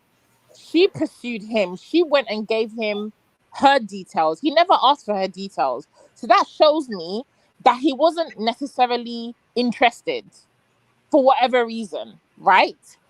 Once they started striking up a conversation, and then later on, we find out he already had a girlfriend. So clearly, he was not that interested in her because he had a girlfriend. He only started working her after when he realized that this girl is insecure. One, this girl probably is not really comfortable around her own black people. Two, and she'll be an easy victim, True. right? And he started working her, doing all this stuff, presenting her with all this lavish lifestyle, very, very early, bombarding her, all this lovey stuff. But really and truly, all he's doing is just buying her emotionally, buying her like her trust. Just because when he now turns around and he'll ask her for money, she'll feel like, oh, he's already spent all this money on me. He has the money. That's the bullshit that these men do, right? So, Uncle Ben, there's a difference. This is not soft life. And again, I say this to say that this girl, as much as people can say she's a victim, she's naive, or she doesn't know what she was doing. No, she knew what she wanted from the guy. The guy fit a certain type of fantasy she has in her head for her life. She's been on The Bachelor, that Bachelor show. I've never seen a black man on that show. I'm sorry. Thank you. If there Sissy, has sorry, been, can I add something for you? yeah. I found out today after all of my research randomly that she's been on 3 dating shows. Does that And are not the men speak of black? desperation? No. How many Yeah. dating shows? There's hardly ever black men. But my point is Thank that you. for you to go on 3 dating shows before you hit 30, it shows some level of desperation for love and white love. Go ahead, There's a sis. problem. A lot of those girls that go, I've seen that Bachelor once, and I've only ever seen a lot of women, and they're always running around after a white man. So there's a type of woman that goes on that show, especially a black woman that goes on that show. She's looking for a specific type of man, and she is looking for a certain type of acceptance, lifestyle, whatever it is, right? It's not like she met the guy and she dates black people or she's dated other races and she just happens to date a white man. That's completely different. I'm not saying that. So this girl, she knew what she was looking for from the guy. This guy fitted the aesthetic she was looking for. He told her one story, I'm a royalty. Of course, because you're white, you're blonde, you're blue eye, you're royalty. Okay, fine. Did she verify any of this information? She's not a stupid person. She's very educated. She's smart. She has a job that she works in real estate, right? So why are you not able to go online and verify and fact check? Even are you not nosy? Are you not curious? A man tells you he's from the royal family. You'll just sit down and be like, oh, okay, come on. This is not normal behavior. That's why I say she knew what she was looking for. The guy fit a fantasy that she wanted to present to her friends, to her family, to fit in, to feel included. And she went with it because at every single point, there were opportunities for her to verify, fact check. She didn't bother. Why? There's a Well, reason for that. She doesn't well, want to know the truth because it's going to burst that bubble that she's created for herself. That's just what it is. And there's a reason for that because she wants to be in this white bubble with these white people. I said it in the backstage. I have a cousin exactly like this. Exactly like this. So if she comes tomorrow and says she's been scammed by one white man, we will not bat an eyelid as a family because she knows what she's looking for. She has always isolated herself from her Ugandan self, from anybody who's black. She only surrounds herself with white people. She only surrounds herself with her white friends. Even her mom, she's not interested in her mom. Her mom dated a white man. She's taken this man as her dad. Yet she has a dad that's living here. There are reasons for this. So you can't turn around and tell me that all these things are it's just like a coincidence. So by the way, no, it's an intentional thing that you're doing. For what reason? It's serving something within you. Like Abby said, it's internalized racism. That's just what it comes down to. You feel like your proximity to whiteness is going to elevate you to some, I don't know, hemisphere that we don't know about. Okay, fine. But then don't come out and pretend to be a victim. That's why when women were calling her out, because her story lacks, what is it? I think her story lacks authenticity. There's a lot of things that she's lacking in that story that doesn't make sense. That's why a lot of people did not connect with her story, and people are calling her out like, girl, this story is not, it's not giving us, we're not feeling the sympathy for you because there's just so many things that as a black girl, as a smart girl, you should be picking up on. And you're not. There's something else going on here. She had a lot of energy for a lot of the black women that were calling her out or just pointing out like, girl, why did you not check this? Why did you not check this? All our white people, she doesn't have vim No for them. Why? response to them. Exactly. yeah, Why? but go ahead, Sissy. Finish. Let me. Yeah. So that's just my thing. I say, look, at the end of the day, everybody wants love. Fantastic. But can we love with sense? Can we sometimes love with common sense? It's okay to ask questions in a relationship. It doesn't mean that you don't believe the person. It could just be curiosity. There's nothing Thank wrong with you. that. Sometimes, even if you don't want to ask the person, there's something called Google. You go on there, you do your checks yourself. Somebody But comes and tells you also, all these Sissy, put first grandiose question when you're stories. gisting. Pardon? Part of gisting process is not asking questions like, "Oh, really? How did you get into handball then?" Is that not? I'm telling Is that not you. how gist works? Oh, It's not oh, everything that's coincidence, but my only thing is, I feel like the guy drugged her. That allegedly he drugged her. He did that so that he could buy her trust and get her like like pull her, like, you know, if somebody's around you, something traumatic happens to you, and then that person is there to look after you, that person is there to take care of you, you'll feel You feel vulnerable with them, safe. like you feel like you owe them something, right? It's the oldest trick in the book. I feel like he definitely drugged her and used that opportunity to now work what he was gonna do, which was obviously later he was now asking her for money. Oh, I'm having this problem, I'm having that problem, I'm having this problem. All of it was taking the money, taking the money. So no, the Cece, girl, also, just to yeah, remind you, it was at the hospital that he finally decided to tell her he to tell loves her he loves her. her. Yes, timing. All of his timing is off, and it's not a coincidence. So, ladies, please, let's learn to ask questions, verify some of these things that men tell us, and not everything that you hear. If it's too good to be true, my mom always says, if it's too good to be true, it usually is. Mm. Sorry to Oh, burst that bubble. It usually is. okay, Sissy, Thank you. I agree with you, but once again, you know the saying that you are a product of your environment. Okay, what do I mean by that? I'll give you an instance. I have a friend back in the 80s. When he moved to California, he made sure that he moved to the white neighborhood, put his kids in the white school, and to him, he just wants them to, inculcate the American culture and stuff like that.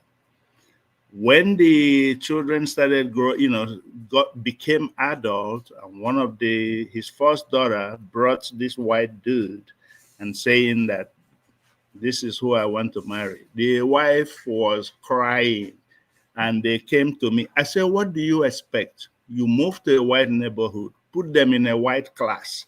In their class, there are only 3 out of 30 students in that class. Of course, how is he going to make friends? The only friends he's going to make is the friends that is available in the class. So who is to blame? And to justify what you're saying, it was intentional by the parents, but the consequences is the children that are suffering it. And I go back again to her parents. Okay? When she was growing up, how come the parents didn't even question, how come you don't have any black friend? How come all your friends are white? That's what she knew, whether we want to accept it or not. I actually, and once again, this is my personal opinion. I think the parents has a little blame to be apportioned to her. And that's probably why they're not saying anything. Because as far as they're concerned, they've done their job. And their job is to train their child through college. After that, you're on your own. That's just the bottom line. Now, that has nothing to do with whether she was calmed with this man or not, but she never had black street sense. Never did. That's all I'm trying to say. But I'll leave did it at that. you? Thank you. But did you remember something? There was something she was saying that she was proud to be Igbo. I don't know. Yes, she did say, first She of all, did. it seems like her parents go back to the east, go back home a lot. Mm-hmm. She even spoke about, again, obviously, this story, you said it almost took me almost 2 hours to talk about it, but there was so much more, like even how the dad will go back, he will bring Ishiagu clothing for the husband, the ex, bring Mm-hmm. sick. I think there was even one where the first time he visited, the dad broke kola nuts. So definitely, they're a very Igbo family. A lot of things that they do, Yeah, but Abby, I'm not saying that they're not. You're talking about something that just happened 2 years ago. What yeah, no, I agree with. what I'm was actually their trying to situation agree with. 25 years ago? You're just Yeah, talking I'm about actually something trying that just to. happened two I'm years trying to ago. agree with you in the sense that I agree with that because I do have a friend who is the same sort of situation where she's much older than I am. She's probably like closer to her 40s now, and she grew up in like Essex when there were no black people in Essex. Like went to school where she was the only black person, and there's a lot of things that she would say that I used to always look at her like, hope not, because she's Nigerian, you're a bad girl, but not at all. And even this Sissy story about her cousin, I have a cousin like that as well that is now married to a white guy, where She saw a person that when we would make jollof rice, she can come and say, "Oh, I'm making jollof couscous," and she had one reason why she's doing it. She just did her things very different compared to the rest of us, and it just made sense when she said she was getting married to a white man, because quite frankly, the way she behaved, her mentality, we couldn't really see her with most Nigerian men. Um, but I think it's very important for me as Gen Z. I think that there's so many things that I'm not going to lie to you, Uncle Mecca, I have taught myself. I always say this, that for instance, the only reason why I haven't gone out of my way to learn Yoruba is because I actually know one Nigerian language. I see a lot of people that have been born and raised in the UK that are making the effort, right? Whether it's from trying to pronounce their names properly because they were born and raised here and they have strong British accents or strong American accents. They try to even pronounce their names properly because they care. At some point, I wonder when we stop blaming parents and you're not an adult and you want to fix yourself, you want to fix things. And I think that is the problem that I have with this babe now. Can I piggyback on that? Sorry, I, one second, sis. So I get what you're saying, sir, but there's so much that comes with self-development as well. Now she now lives in Dallas. There's lots of black people in Dallas. She purposely decided that I'm not gravitating towards the black people at my workplace because that's all she knows. So that's what I'm saying. Where it's just like, where's this self development? Where's are you evolving as a person as well? Are you trying? And I say this all the time as well about our people here. We know Nigerians that are only Nigerians when it's October 1st, when we're talking about Afrobeats, and when we're talking about jollof rice. That is it. That's when you hear them, but they don't care for anything else. They're only proud of the things that is now globalized in a sense. So go ahead, Sister Rose. yes, thank you. I want to piggyback on similar to what you said. I get what you're saying, Ameka. I do. However, the way you're saying that girl grew up is almost the same way I grew up. We grew up, my parents wanted us to be, because what happens when you come here, the sad unfortunate reality is that sometimes if you want a better education, if you want better atmospheres, I'm sorry to say this, whoever want to get offended in the audience, it is what it is, and many people know it. A lot of times you will put your children around where white people are because the quality is better, it's safer, there's less fighting and less drama. But despite the fact that I was in those environments, I was still pretty. There were I kind of got along better with white kids. I liked them. There's a lot of stuff that I did like, but I still was very much into my Africanness. So again, at what point is it your own social responsibility? And then you said she was sheltered. It is the same thing. The first Nigerian guy I dated, you know what he used to call me? Ajebota. There's any Nigerian, they know what that means. Hey, you be a Uh, Jibota now. They are not wrong. huh? I say you are a Jibota. How It's do not you know? wrong. But you've never seen. But wait a second. How could you come with that conclusion? You've never seen me. Based on your comments and all Really? yes. Wow. Okay. Oh, okay. They called me Ajabata, all us, we're so sheltered, we're so soft. But even at that, I still was very much into my Nigerianness. I didn't, okay, yes, I see blue-eyed blonde, but my hair is not blonde. My eyes are not blue. So I don't get it. So I'm thinking that this is what she wanted. In her head, they were superior, and that Chineke me. So even men of prestige have joined in and said, "I saw." Oh my God, Take this your is not flowers. a Take your huh? flowers, please, Rose. Take your flowers. Is that a No, but I want compliment? to be, yeah, but I want to be an authentic Nigerian. Like if I ever to go back to Nigeria and I speak broken, everybody knows. I hate that. I want to blend in. I don't want the people, see, she's speaking with phone, you know. Anyway, You I even think said it's, phone. That's signs of Ajabota. Is phone. jeez, no, let me shut up. Let me shut up. That's No, no, getting no. worse. No, we're It's just getting trolling worse. you. Trust me, we're trolling you. It's all in good faith. Please continue. Sister Rose, Huh? if you don't want to be called Ajebota, be like me.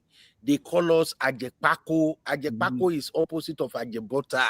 Yeah. I'm It's like trying, but it's like everybody me. can It's like tell. me calling Ben coconut, and he's like, "You don't even know me." I say, "I don't have to know you to know you're a coconut head." So man of prestige have joined in the harassment. But I think it's a sense of I think it's personal choice. And let me end on this last thing. I hate to admit this because all of us suffered colonialism. There was this period where we're so happy to say we didn't speak our language. The stupidity of it, feeling so proud. You know what changed me? Even though my grandparents were like, you have to learn the language again, that's stupidity. It was when I read Malcolm X's autobiography. I can't remember what chapter, and I was like, oh my God, this is stupidity. Me taking pride that I can't learn my language. But when I started to get ready to learn the language, that was when I came to America. So I'm saying, at what point is there a sense of personal responsibility? I get what you're saying. You're not wrong. But she is a black woman in America. You see what they do to you, regardless of how much you try to assimilate with them. They will make you know, listen, you are not one of us. So I don't get the stupidity. But you know what? And this is why I can't give her. Let me tell you something. I get that she's naive. I'll give her that. There is some naivete. This is the first time. But let me tell you where I am merciless. I have no respect for any self-hating black person, because let me tell you what this type of girl is. If she acts this way, she couldn't possibly really like any one of us. If you only surround yourself with white people, you only hang with them, that means that when you see me and us, you don't really value us. And I have no patience for such people. I hope nothing happens to her. I hope she learns, but I have no grace to give her. And guess what? She is getting her comeuppance because the white man is showing her what he really thinks of her. And that's what I have to say. I think I also want to add that I said it before, but I'm going to remind everybody that with her response in the comment section, she only has energy for black women. She's not responding to any of the white women that are calling her out, only the black women. That says a lot. Why are you defensive to your own sisters that are calling you out? And initially, I thought maybe because the black women are actually tougher for obvious reasons. They're not as nice, so she feels the need to be defensive, but it still says a lot. So, Uncle Ben, do you have anything to add, sir? Uncle Ben, are you here? Sorry, I'm here. I'm here. No verse. Now, man of prestige, they find my trouble in the chat. Yeah. See, basically, Sister Rose, no verse. You be Ajabota. Make I say that one first. I just wanted to respond to what Uncle Emeka said about um the parent thing.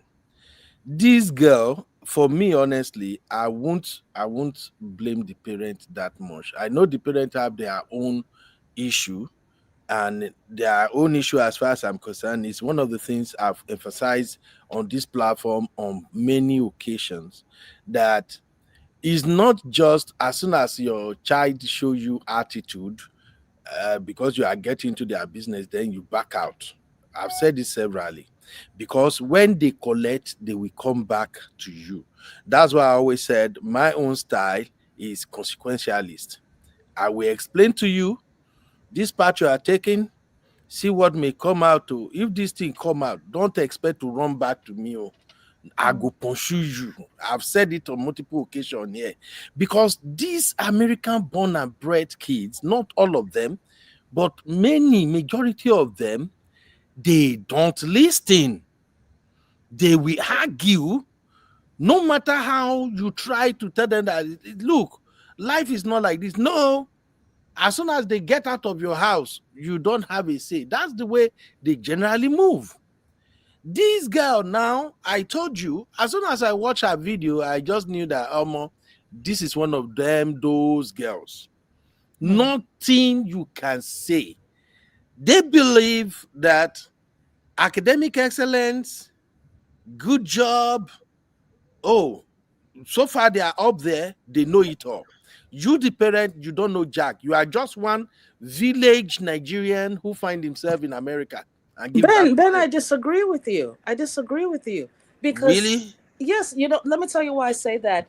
Because even as a grown adult, my mother and father still tell me what to do, and I listen, and I That is still you. ask. That is you. And the reason you listen and you ask is because your dad and your mom, they are no nonsense. They ain't playing. That's the reason later you now begin to listen to them. Your generation is different, Sister Rose. The generation we have now, this Gen Z, oh my God, they know But they hear. brother No matter Ben, how you tell them, don't move like this, they will say, Dad, I got this. If you talk too much, they make you an enemy. Brother Okay? Ben, I'm yeah, just brother Ben, you are absolutely correct. And once again, I'll use myself as an example. I will be having a discussion with my son. He will come to me and say, Dad, I need to ask you something. And I'm like, okay. Let me just give you an example. Ask me maybe about a festival in Nigeria. How does it work? Is it true? And I'm trying to explain to him what is going on, and he will look at me and say, but that's not what I was told. I say, what do you mean that's not what you were told? Well, that's not what Google said. I said, are you kidding me? As I'm talking to him, he's Google, everything is on Google. I'm like, hey, are you setting an example see. for me? So now I developed a system that I want to ask you a question. I say, have you asked Google first before you start coming to me? Because I don't have time for this rubbish. But that's the Gen Z. Yeah, I'm telling you. Uncle Emeka. Uncle Emeka, you and Abi go fight. Oh. If you come Abi show, una go begin fight. Oh. She not go be your baby again. No, I'll be I talking don't to fight. I him, don't and fight on my his show. hands He's is a busy on the female. phone, and I'm like, "What are you doing?" So I'm Google. I said, "Please don't ever ask me a question until you ask Google. Then if Google doesn't give you the right answer, then you can come to me. Because I don't know anything about Chat GPT or Chat BTC, whatever they call it. I don't even know what it is." Uncle Emeka is worse than me.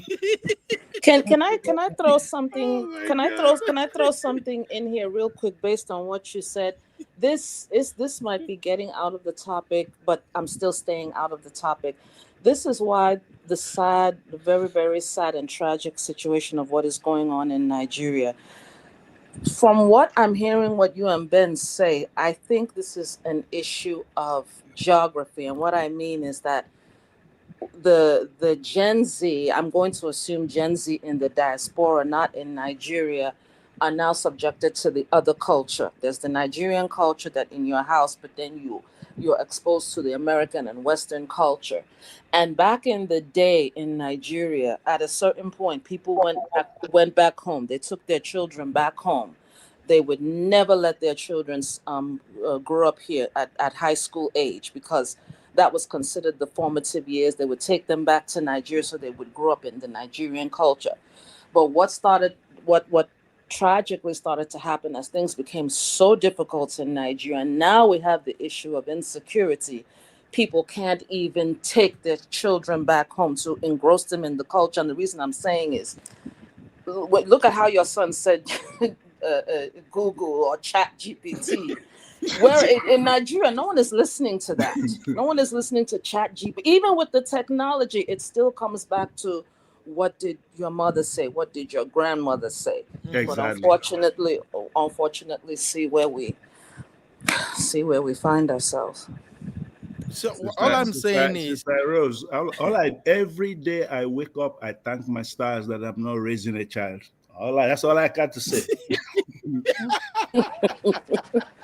Yes, I just it's yeah, piggyback like in regards what, to what what Rose, what Sister Rose said? I just feel like this culture thing, when it comes to as parents, I think it's a cop out when we say, oh, we can't take the kids back home. Now all of a sudden, Nigeria has insecurity.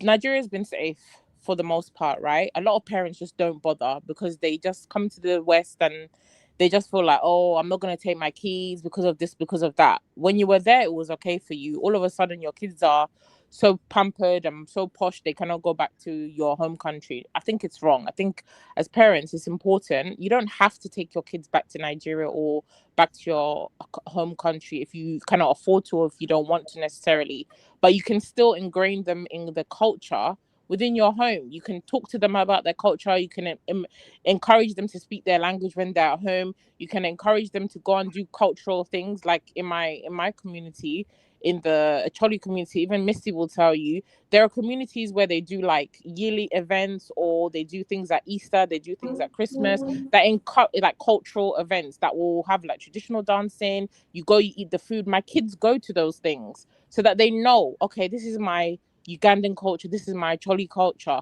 right? They don't need to step their foot in Uganda, on Uganda in Kampala, to know. Even though my kids have been back to Kampala, there's a difference. So I feel like a lot of the time people have that cop out because you come to the West and you just feel like, oh, anything that is West is the best thing. I think it's just a thing that parents just did when they came here, because there was a time where you just needed to kind of, fit in, blend in, do everything, as they say, when you come, do as the Romans are doing. You just kind of acclimatize, and then you become like just ingrained in the Western culture and kind of forget about our own culture. And it's wrong, because the Chinese people don't do that. The Indians, they do not do that. A lot of cultures don't do that. They still get their kids very entrenched in their culture. But as Africans, we just tend to be like, oh, my kids are in the West. Oh, they don't need to go back home. They don't need to speak the language. You just want them to speak English. So I think it's a mindset. Again, it's a lot of colonialism and, colonization that's been worked on Black people specifically. But we need to get out of that. I think it's changing now, because all of a sudden Nigeria is like the trending thing, and it's become, everybody wants to go back. Everybody wants to do Dirty December. Everybody wants to go to Ghana. Everybody wants For to the go wrong to Africa, reasons. But I think it should be an effort from parents. Even if you can't take your kids back home, get them to speak their language, get them to understand where they come from, get them to be interested in their culture. It's important, so that you don't have your kids growing up in a country that's not even their home, and then acting as if they're the ones that have been born and raised in the country. Even if they have been, you will still never be a white person. Doesn't matter how many white men you sleep with, marry, or how many white circles you move around in, you will still always be that Black person within the circle. So it's a detriment to your kids in the long run to not know who they Thank are, you. not understand their identity. Yeah. Thank you, Cece. I'm One, about to leave, but 100% correct, Sissy. One Dom Perignon for you, according to Brother Ben. yes, so one Don Prion. No, Don Pedro. Pedro. Don Prion is expensive. One Don Pedro. See, I'm just gonna say Send this me because money. Send me money. I don't I'm drink not sending you alcohol. money. Since you meet Nigeria man, you now money you define now. I'm not sending you money. I will send you rose Excuse flower. me. I will Excuse send you me. rose flower. You people like Excuse rose. me. I'll send No, I rose don't to like you. Rose. Send me You will money. get Thank you. rose. You will get rose. You're not getting money. I'll send you my bank details later, Have my you guys PayPal. noticed that? Have you guys noticed that Sisi is now more Nigerians than us? She's now more Nigerian. As she should. Uncle Ben, Basically, I don't know where this misconception comes from, that Please, please, please. if you know East Hello, Africans, you ladies know and we like ladies and money. gentlemen. This is not UB's show. If We you don't know East argue here. Africans, you should know we love money. East Africans and Muzungus go together, hand 5 and We 6. don't argue on It's this not today. platform. okay, no wala. All I'm gonna say, because I'm leaving before Abby kick me out. Parent, you have a lot of work to do. I've always advocate against soft parenting. I've said it. I've always advocated against soft parenting on this platform. With what I've seen in this American so far, I haven't stayed long in America, just 13 years, but I've seen enough to see that soft parenting is what is messing some of these guys up. You have to be a parent anytime, any day, no matter the age. That is the African way. As old as as I am right now, I have bald head. I don't they grow. When my auntie called me yesterday, she reminded me of my age. I said, my auntie, no, don't say that. Go by my official age. Don't call the other age. But still, do you know sometimes if Basbo still tell a man, auntie will still call me, she will still be vibrating. As old as I, Nami they give her money every month. She will still vibrate. All I'm trying to say is that please, we've done a good job raising these children, sponsoring them to school and all of that. One of the things I give African parents a lot of credit for is when God bless them, they ensure their children don't even have student loan, which make life more comfortable and easier for them. That's why they can go to all this vacation, everything. Today vacation, tomorrow vacation. My wife still, when my wife look at this girl's story, she's still like, babe, I stopped washing. The vacation is too much. Every time, and I think Abby mentioned it here too. If Abby can have problem with the number of vacations this guy they go up and down, you should know something is wrong. Because you're So owing money and traveling. Bad behavior. What the hell? so I have to even explain it to my wife that, hey, babe, this is the reason they are going to all of these vacations, because their parents work hard, their parents took care of them. And when these girls, when they graduate, whether girls or boys, when they graduate, they got great jobs. This job, I know a lot of girls that after tax, they go home with 10 grand. Those are the ones that I even do BRS minimum, and they have advanced certificates. So all they do is today vacation, tomorrow vacation, buy this, buy that, and all that. It's understandable. But please, when it comes to this relationship thing, majority of these our young girls and boys, they always get it wrong. Why are they getting it wrong? Because it's like parents always took a back seat. And like everybody have said on this panel, as soon as they finish everything, we just feel like, well, my job is done. If it is left to me, your job is not done. This girl, I think the parent did not allow her to make her own mistake and learn early in life. And I also think that maybe her parent, they also buy into that idea that, oh, my daughter is marrying a white man. I know what I'm saying. I do a lot of wedding coverages. It's like even maybe a form of bragging for them that, my in-law is a white guy. So sometimes I just look at it that, fine, there are many amazing white guys out there. But I've also seen some white guys, how they treat black wives. Maybe we know they deceive ourselves. Those ones that are amazing, when you see them, you can tell that this one is down to earth. But they will go pack them. I know some sisters right here in this US that are married to white men, that the white men treated them worse than black. They won't let them do anything. Nobody can come to their house. They cannot do anything. It's like they cage them. So all I'm advising is this: as parents, you have to sometimes allow them to make their mistakes and allow them to learn from it. My baby start all this part-time job now. The first check she got, my wife was on her business. I was like, babe, she will only get $200 out of that money. We have to take the rest of money. And I told my mother, no, it's her money. We're not going to take any of her money. I get what you are saying. Let her make her mistake. Her first paycheck was smaller. So I told her, don't worry. This guy will run through this money in less than a week. Just watch. When she run through the money, she will come back to me. As soon as she starts saying, Daddy, can you cash out me $20? I will not say she don't run out of the money. I opened the account for her. Of course, here, if your baby is underage, they can't have account now. So I can see her account every day. It not even reach 6 days. My baby girl have run through this money. $10, $20. I look at the account one day, I saw $18 Uber. And where I live, we are in the middle of like a city. Everything is around us. I have to call her. Where did you went to that? You spent $18 on Uber. You say, oh, Dad, I just went to the restaurant. I took Uber. I asked the Uber to stay and come back. I say, hey, okay. Who is laughing? So I'm like, okay, the money finished.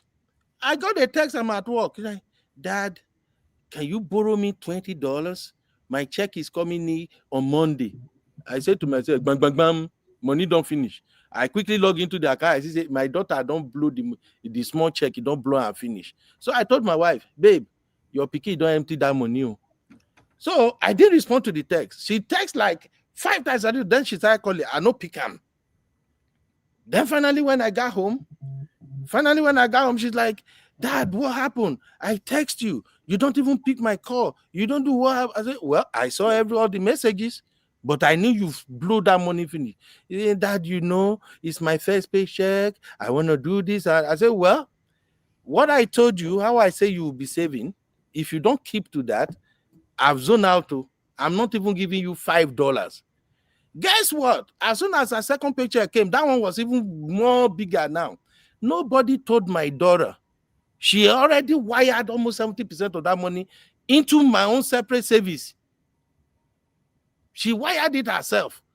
I saw this. I'm like, did you make mistake? He said, no, Daddy, I don't want to spend this money. I work hard for that money, Dad. I was standing all day long working for the money. Then I told my wife, say, babe, maybe I tell you, nobody tell your pikin now. You don't know how to divide the money. So sometimes when you are raising this kid, you have to remember that as African dad or mom, you love them. But if you know close eye, may you do craze for them, they will continue to make mistakes. The same goes with this finding of men and things. They will always tell you, I got this, I got this. You can literally look at the men they brought and say, oh, ma, there is red flag in this guy. For where? They're not going to listen. Oh, he's my love. I got it. So please, as parents, we come to this land, we walk our butt off. And these children, we know, here we are not counting on them. They are not our insurance. But for me as a parent, if their success became something that a boy can take advantage of, they are not the only one that lose. We all lost. I don't know if you get me. We all lost. We don't need their money. But if a boy can come and simply look at the amount of money this guy taking away from this girl.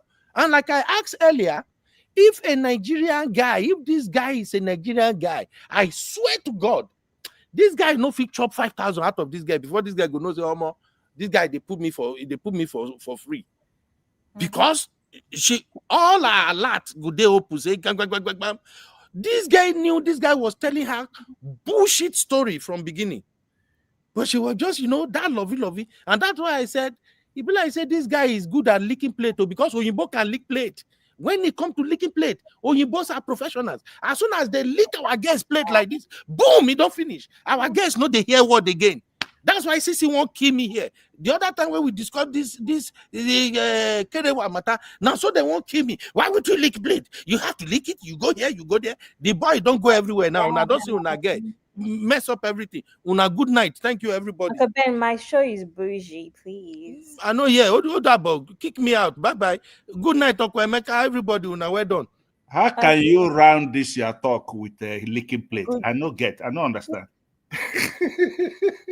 Uncle Emeka, that is the main cocoa. What you lick plate? All these guys they drop their I love at first sight. The next thing you know, Uncle Ben is saying lick. Okay, I'll it's leave true, it. Uncle Emeka. Uncle Anyway, Ben, Uncle Ben, can you at least use the right terminology? Do you mind? What is the right terminology? This is a bougie show. We don't It's called cunnilingus. Cunnilingus. What is bougie? What is bougie It's show? called cunnilingus. Cunnilingo. Oh, I thought you would say muffin. That's what we call it during our time. Whatever we want, whatever you want to use, whether you want to use oral, whatever term, just not. Abby, you are making your show X-rated though. Now, wow. No, okay. I'm just saying that let's just keep the class, because this is this is a luxury show. I'm sorry, Mona, tell me what it be bougie show, boozy show. What is that one? Bougie is classy, expensive, luxury. Sisi, explain to me. I don't understand. Sisi, please explain. Brother Ben, one of my all-time favorite comedian from Uganda. Her name is Kansime. If you see the way she pronounces certain words, you'll just be on the floor laughing. I love her. I love her as well. We're using coded words. We're not just coming out, Thank you, Sisi. Anyway, thank you, Uncle Ben. Thank you, Uncle Ben, for that. I think it's time to kind of round up. What I'm going to say though is I think I'm a bit tired of the narrative that people are sheltered. I don't know if I know 20 Nigerian girls, 18 of them were sheltered. I don't know about boys. I'm not talking about boys. I think boys are often brought up differently. If I know 20 Nigerian girls, 18 were sheltered. And not all of them are stupid. Because again, things happen along the line. But like I said in the beginning of my show, I tried to explain that this girl said this is one of her first serious relationships towards the end of her 20s. And like I said, I've said this on previous shows before, you have to like a boy in secondary school, first year of university, and doesn't like you back. That's the first heartbreak, because that's what I think with most women or most girls. You first boy that you like might not like you back. He might like the another girl. That's your first heartbreak. So I feel like you need to go through a lot of things in your early 20s to mid 20s that would now set you up for life, in a sense. And I say this all the time. I get really worried for women when they say that they are 28, they are 29, they are 30, they've never had a heartbreak before. Please, you need heartbreak for self development. It's painful, oh, but you need it. It's needed. So I think that's, I'm a bit tired of the whole thing of, oh, sheltered. Which Nigerian girl is not sheltered? Our parents do the most with Nigerian girls out of fear of pregnancy and all sorts. But somehow we still find ways to be street smart. And like I said, I've said this before, my curfew was 6 p.m.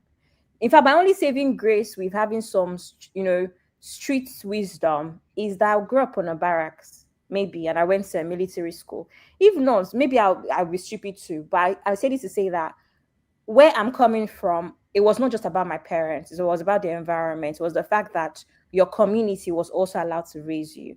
So there's no way that it ended at just being sheltered and what your parents wanted. So I think it's very important that I add that. But I also think that this girl in particular, like Cece said throughout this conversation as well, Cece has maintained that this girl was with this man for the wrong reasons, for the wrong reasons. He looks good. I mean, if you go, like Sissy said, if you go in any of these shows, whether it's Love is Blind, whether it's whatever shows, chances are there's only two black people casted out of 20 to begin with. So what are the chances that you're going to match with the other black person that is casted? Very, very, and even if you did, you may not get along. So most of the times, these girls know what they're setting themselves up for. And then what really is the issue? I also sense that this girl has some, in I don't know how to explain, some sort of low self-esteem issues, and I'll explain. Most of the time when it comes to black women, there's more competition when you're similar. I don't know if what I'm saying makes sense. So if I had another, let's say 29-year-old friend, there's a higher chance of me feeling like I need to compete with her because she's black and she's Nigerian. It doesn't have to be negative competition versus maybe a white girl. It's very easy for me to feel like there's no need for competition because we're very different. I find that maybe she also, in a sense, felt small amongst black girls. I don't know how else to explain it and if it's landing the way I expect it to land. And that's the reason why for her, when she's the only black person in the midst of these white people, is very different, right? It's very different for her. Maybe she feels safer because she doesn't need that competition. Remember that black people are naturally, yes, it's a rose inferiority complex, exactly. Black people are naturally brave and open and loud and all, and those sort of things can swallow you up if you're not a confident person. So that's kind of what I sense. And it happens a lot, even in our black community. See people that maybe that have significantly more money or whatever, deciding to be friends with someone that does not have as much money. That's what happens because you have to put yourself in a situation where you're superior or come across as superior to them, if that makes sense. So I feel like that's one of her issues as well. So now you need this white man beside you to feel better. I don't know, but yeah. So I think the girl has a lot of issues past her parents. Of course, as always, parenting, like Uncle Emeka said, is a very big part of things. Environment is a very big part.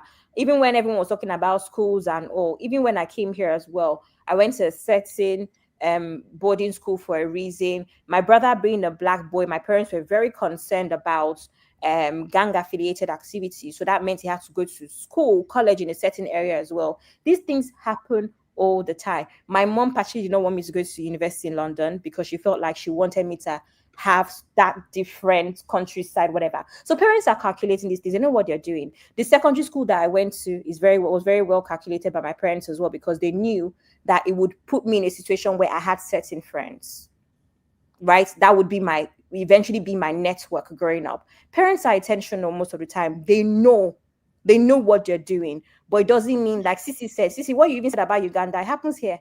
There's many Igbo meetings, Yoruba meetings here. I have friends that go for Igbo meetings. It happens here as well. So it's also a choice for parents to decide what they want to do with their children. And like I said, me, I've been seeing a lot of American kids, American Nigerians, British Nigerians that are learning. They are coming out on X, on Instagram, say, guys, I'm learning Igbo.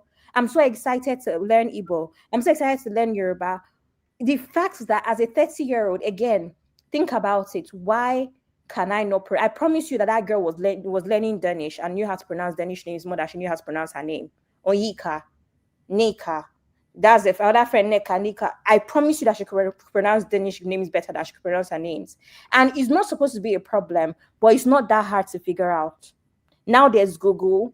Now there's Duolingo. There's all sorts of ways. I even saw there's an Igbo app now for learning Igbo that I saw on X the other day. So people are genuinely making the efforts because they want to be better for themselves. At 30 years old, it's no longer your parents' responsibility for you to be a better human being. Your parents have done their job, whether in a good way or woefully. Me, I don't know. But at 30 years old, you have to start making better decisions. So that's all I have to say. Sister Rose, can you please can you contribute your last words, please, so we can start to end? I think everything's been said. I think you said it all. I would just say people like what they like. Okay, there's nothing wrong with I personally am not attracted to men of other races. I like black men, I like dark men, but again, I'm different. It's no crime to like someone of another race. Just don't be dumb about it. Be smart. Involve wise people. Involve your parents. Involve friends. Sometimes people can see. Some friends are jealous, but some people can see. They can see what you don't see. And employ wisdom. Listen to your intuition, and most importantly, have some self-esteem. Love yourself. If that's the most important thing, because if you do not have if you do not find esteem in yourself, it's going to haunt you in any arena you go, whether it's relationship, your jobs, how people treat you. Have some esteem about yourself. Don't be silly, don't be dumb. Trust your intuition, and like I say, vet. And if you don't know how to vet, talk to other smart, wiser people. Or if she spent all that money on everything, you could spend money on a PI. And that's all I have to say.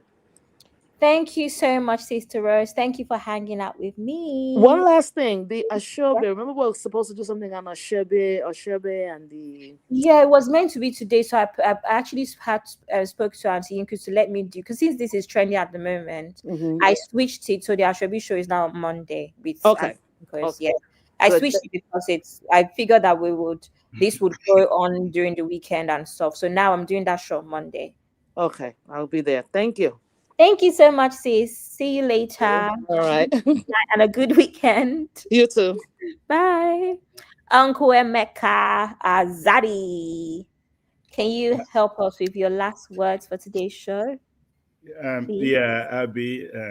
All I have to say is actually, I just want to give you your flowers. You handled the show, very maturely with your patience. I also have to thank Sisi, for being there. And also, I'd like to thank Sister Rose. Sister Rose is, if it wasn't for Sister Rose, I swear to God, I wouldn't even have checked out this this story. But she's somebody I respect. So when she says this is something you need to check out, I said, let me jump in. I never knew it was going to, I didn't know it was a 26-hour part story. But thank you, Sister Rose. I have much respect for you. And but like I said earlier during my contribution, the only thing I know for a fact is that when you see a child, when I say a child, I don't mean a small child, I just mean like when you see a child, you can tell that child's parental background, you know, and that says a lot about how she grew up in the house. I don't know how else I can explain it but there are so many factors, there are so many layers of how you can figure out, I don't think this person is from a good, or this person is from a spoiled family, stuff like that.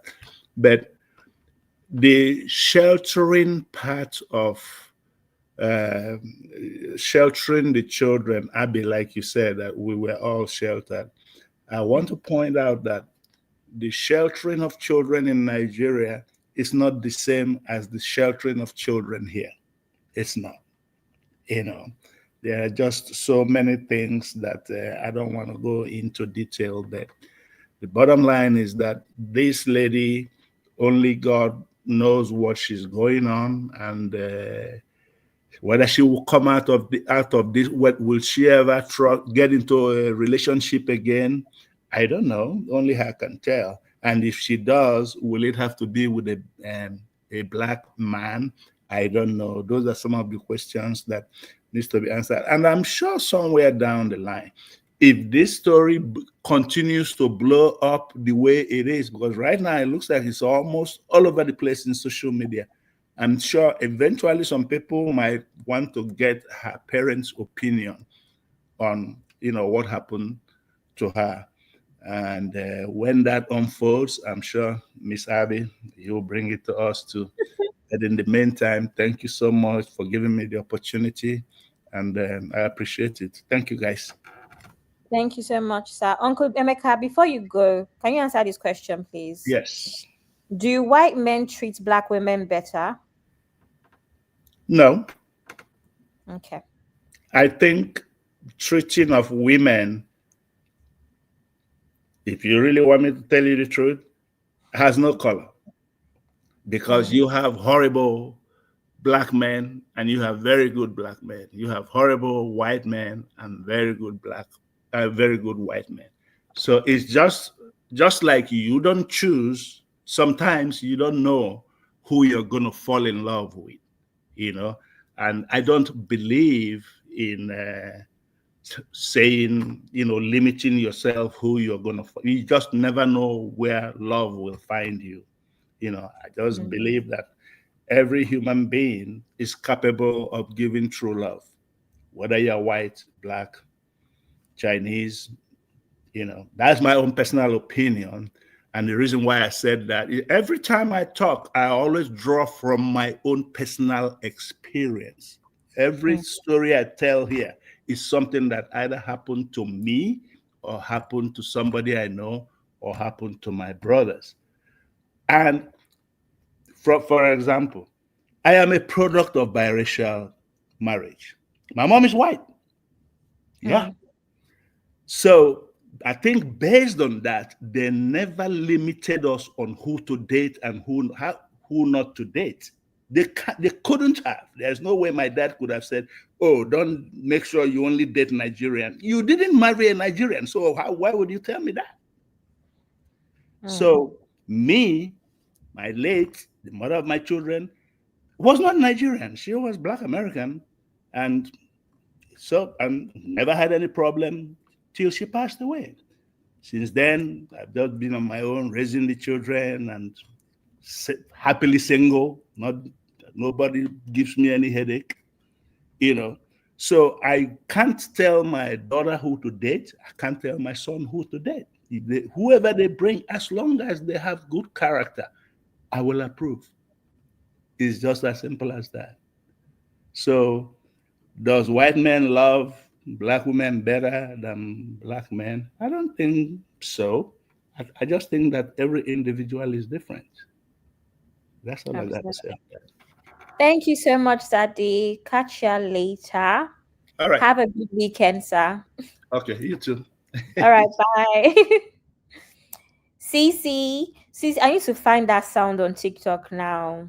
Oh, I only remember C. Is it CC? Do you love me? Do no, you no, love me? no. It's this girl that does these sounds where she produces it herself. And then she goes, Cece. She sings, so she tries to sing like Afro beats, but in a funny way. But the start is she's hyping herself, saying, Cece, Cece. And then Send, she now starts her nonsense comedy singing thing. But I'm going to see if I can find one of her sounds and or send. send it to me. Yeah. Anyway, Cece, your last words, please. Oh, my last words. I think it's important to develop yourself, especially if you've not dated before. I think it's really important to tap into those around you that can advise you on that journey of dating. It's really, really important because I think it could be a blind spot, definitely, if you've not had the experience, 100%. You don't know what to look for. You may be kind of swept up in the emotion, in the love feelings. 100%. I agree. Right. But that's why you have a community. That's why you have your friends, your girls. At least you should be like, hey, Abby, you know what? This didn't happen. What do you think? Like, have you had experience with this? There's nothing wrong with that. Be open, talk to your people. I don't know why you have girlfriends or friends around you that you can't have conversations with. It's weird, and your friends shouldn't only be there for Kodak moments and girls trips and taking pictures and posting on Instagram. So I feel like if she had real friends and friends that were really in her corner, maybe she would have been able to see some of these red flags a lot earlier, and she would have taken on board their suggestions or their opinions. That's one. The other thing is, I think self-development is really important. If you live in a community where, okay, you are the only Black person in a white town, in the white workspace, there's nothing wrong with developing yourself outside of that. There are insecurities that come from working within those spaces. I've been through it myself. Sometimes you code switch. You're around your people. You're trying to blend in. You don't want to come across as too ghetto. You don't want to you don't want to come across as too urban because you're trying to fit in. You're trying to keep your head down. You're trying to do your job. You're trying to avoid microaggressions and all the things that come with being Black in certain spaces that you don't see other people that look like you. 100%. But as an adult, you can do the work. You can still connect with people who are Black, who look like you, have those safe spaces to kind of take off your mask, your work mask, or your mask that you have around white people when you're doing your code switching, and just be you. There's nothing wrong with that. If you fall in love, like Uncle Mecca said, love can come from any place. I always say, love who you want to love. It's not about the race of the person. It's about how they treat you. But if you're only interested in one type of person because of what you perceive that they have or what they can give you to develop yourself or to give you some kind of validation, then it's not really love because you love the person. It's love because there's something that you're trying to gain, and that's wrong. Yeah, it's conditional, right? So I don't think that's right. You should definitely work on that if that's something that this girl was doing, which I believe she was. And then if something's too good to be true, I've said it before, it usually is. There's nothing wrong with fact checking. There's nothing wrong with doing your background or your due diligence to just check your partner. Absolutely nothing wrong with it. You're not being, sneaky. You're not being deceptive. You're just trying to cover your back, just like you would, especially if money is involved, emotions are involved. There's nothing wrong with that. So if it's too good to be true, it usually is. Look after yourself and date with sense. Let's date with sense, not always with our heart. Date with your head sometimes, until the person has shown you that they are who they say they are and their background and everything is matching, and you can drop your guard slightly. That's my thing. Great show, Abby. Thank you. Thank you, Sissy. I appreciate you so much, sis. Thank you so, so much. I'll see you later. Have a good weekend. Bye. Bye.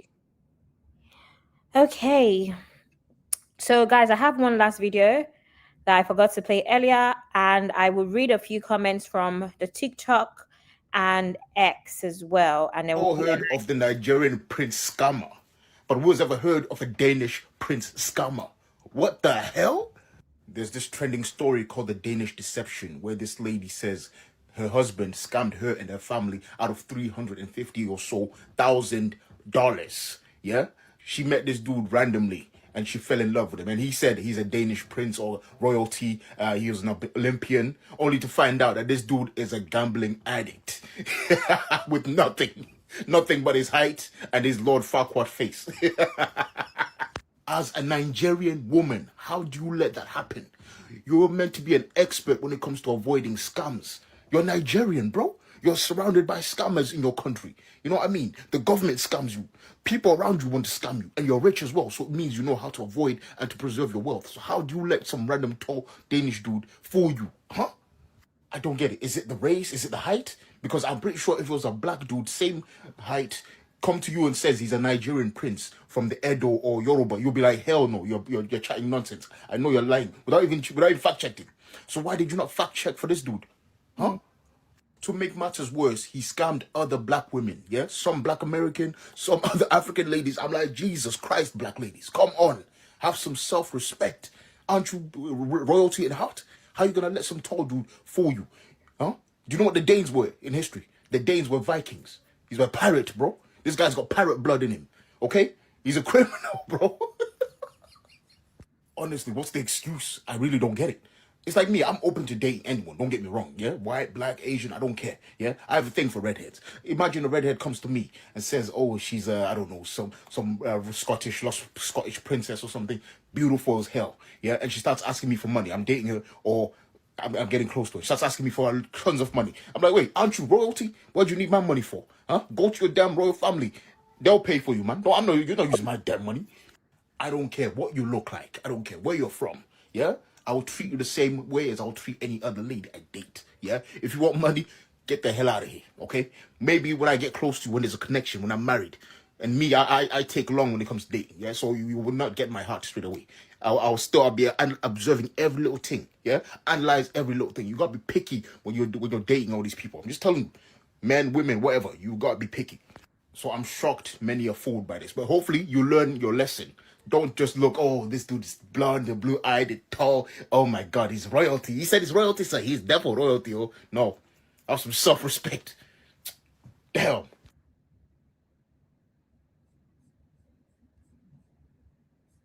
Okay. Okay, so I'm going to read a few comments just from social media.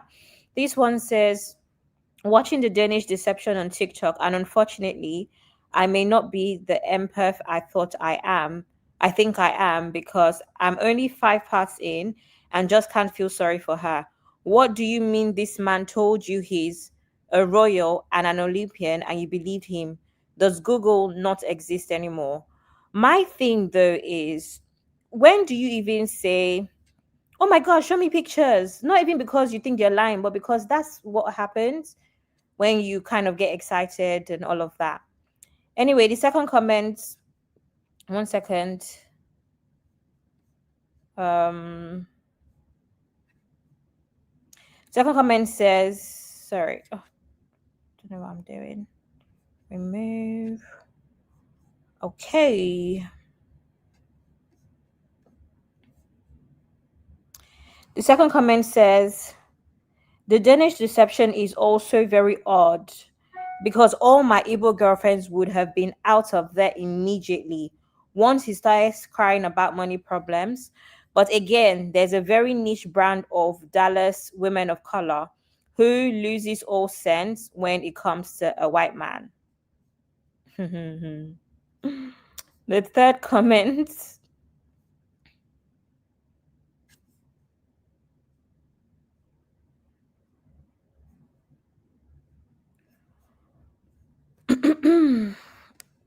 So here's the third comment.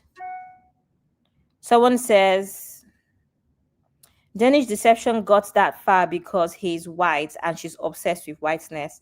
Exactly what we've been trying to say. She's obsessed with whiteness for whatever reason best known to her, and good luck to her. Someone says, going to have to victim blame with regard to that Danish deception situation. She was just glad that a rich, laugh out loud, white man chose her and was determined to hold on to him by any means necessary. She was desperate and has low racial self-esteem, which is a double whammy. It is well low. They will say that we're not open-minded individuals. Or somebody says, the story about the Danish deception shows me that we should not ignore the signs. And I'm sorry, but you have to be curious at some point. Check every info he's giving you. And also, my good sisters, please stop idolizing those whitey men, I beg. Yo, for the sake of God. This sister is begging us. There was one that I particularly saved that I really liked. This is it. This one says, bias also played a huge role in this. He is white European and put on the image of wealth. All he had to do was play into people's biases. No one considered him to be untrustworthy because of that. Charm aside and intelligence aside, just bias. Absolutely. I agree. And then I saw this one. This was so funny. Somebody said, one thing about you and him, you will book a trip. The world is coming to an end. Then we booked a trip. The dog was sick. Then we booked a trip. The hamster died. Then we booked a trip. These people can travel. I think I was even getting irritated. You can't be owing money. I'm saying you're trying to, hold yourselves accountable. You say you set up whatever payments plans with people that's owing money, and you'll be traveling, traveling, traveling. To me, it was just very somehow, very irresponsible, right? So this was another thing that got me. Someone said, I've been watching this Danish deception TikTok story today. If my proposal ever included the words, I know I let you down a lot, I would kick that MF dead in his nose. Easy, no. Because actually, what he said during the proposal is, I know I've hurt you a lot. I'm trying to be a better man, blah, blah, blah. But I love you so much. Would you marry me? Please. What kind of proposal is that? Let's be serious as a people, can we? Anyway, that's really all I have, I think. Yeah. See, somebody else says it as well. Someone says what I said. The Danish deception story is crazy. Owing people money and traveling every month is so wild. Your husband, in quotes, begging your friends and family for money is embarrassing. I will be so traumatized. And also, one thing that we failed to talk about is why the family were not even talking about it. Okay, you've said to me that it's a surprise for my sister. Why is the sister not talking to the brother? Why is the brother not talking to the dad or the mom? I don't know. Everything is just weird. Everybody, like, do you not think he's weird? This man is a millionaire. It's not giving. In fact, the sister, it took him around 2 months to pay the sister back. So it's a bit crazy. See, AY says, Abby, trip is the answer best. So escape reality as often as possible. I can see why they always want to escape. No, the thing is, I'm not somebody that is here to preach. Me, I always say you don't have to look like your problems. But I just think it's very weird when you're owing somebody not 2K, 200K, and they're seeing you posting on Instagram.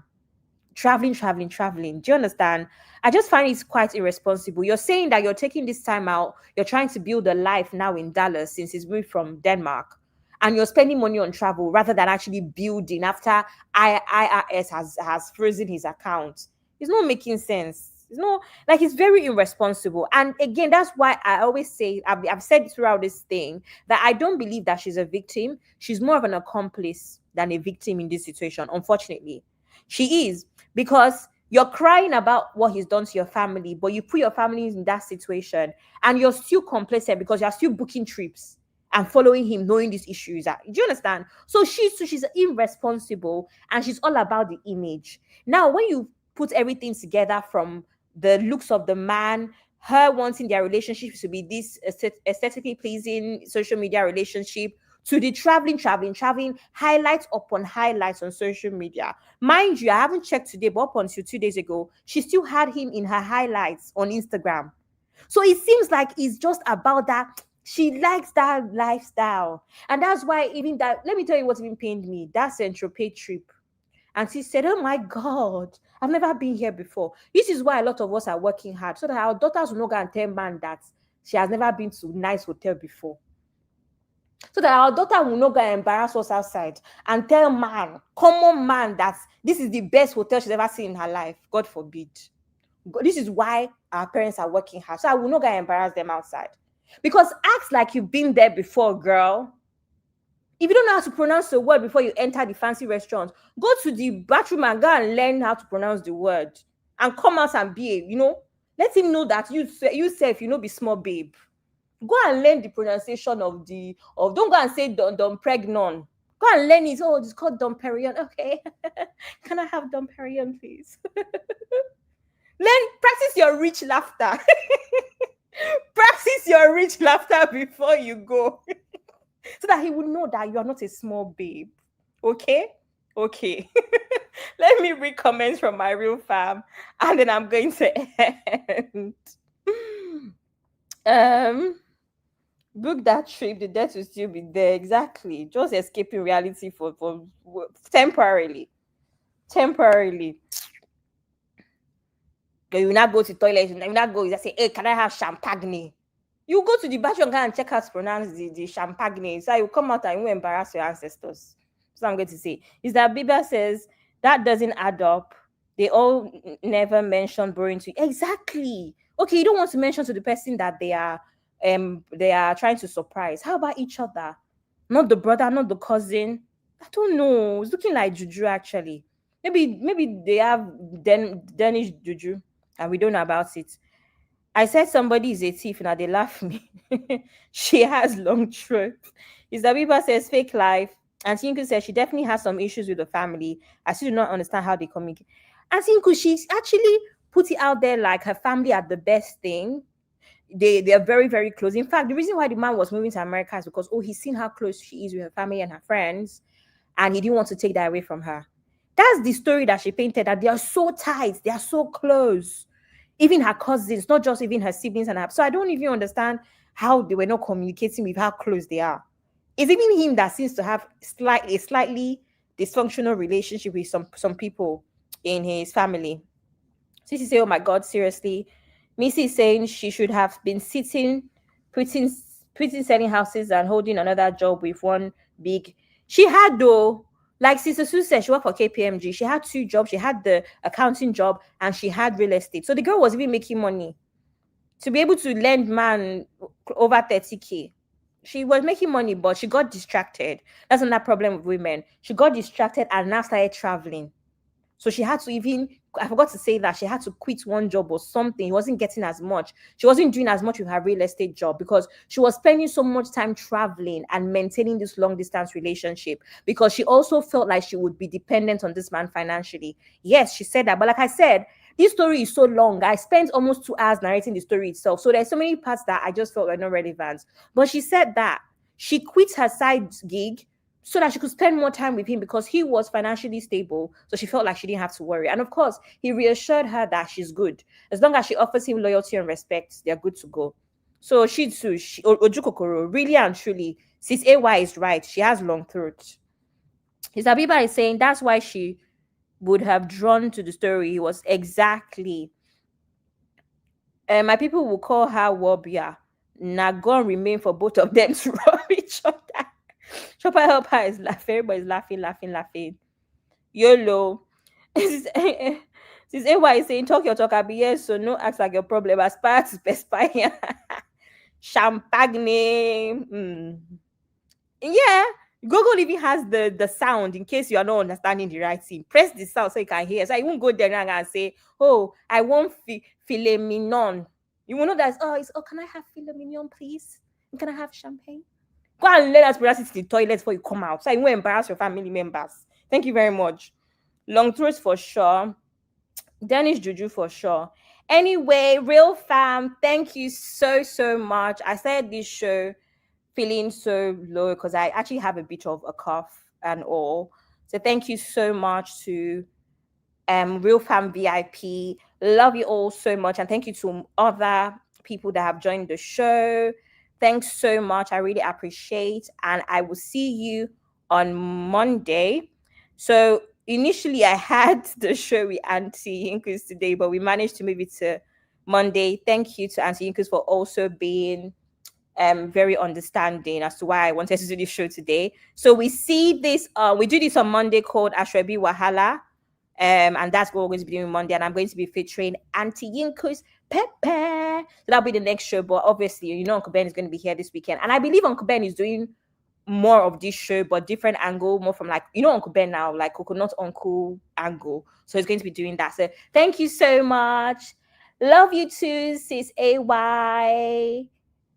Thank you. Oh, really? Couldn't tell. I've been coughing all morning. I wasn't speaking to Auntie because this morning I was coughing and she was like, go and bring your ginger and your honey. I was like, yes, ma'am. But thank you so much. Sister Lee, good night. Bye, Sister Bieber. Bye. Bye, Cece. Bye, Auntie Incus. Bye, Sister Rose. Bye, Sister Chinye. Uncle Ben, my trouble uncle. Good night, sir. Bye bye. I think I saw Shopper Helper as well. Thanks for coming. My bestie, Zeno. Thank you. See you later. Zeno also sent me lots of videos. We spoke about it briefly too. So thank you so much. It says Elizabeth, thank you for coming. Sorry, I missed you earlier. Yeah, I hope having me said cool, mama. I still can't see your comments from my original account, but thank you so much for coming, sis. Love you all so much for all the support and all the love. And yeah. So good night, have a good weekend, and catch you all later. Bye.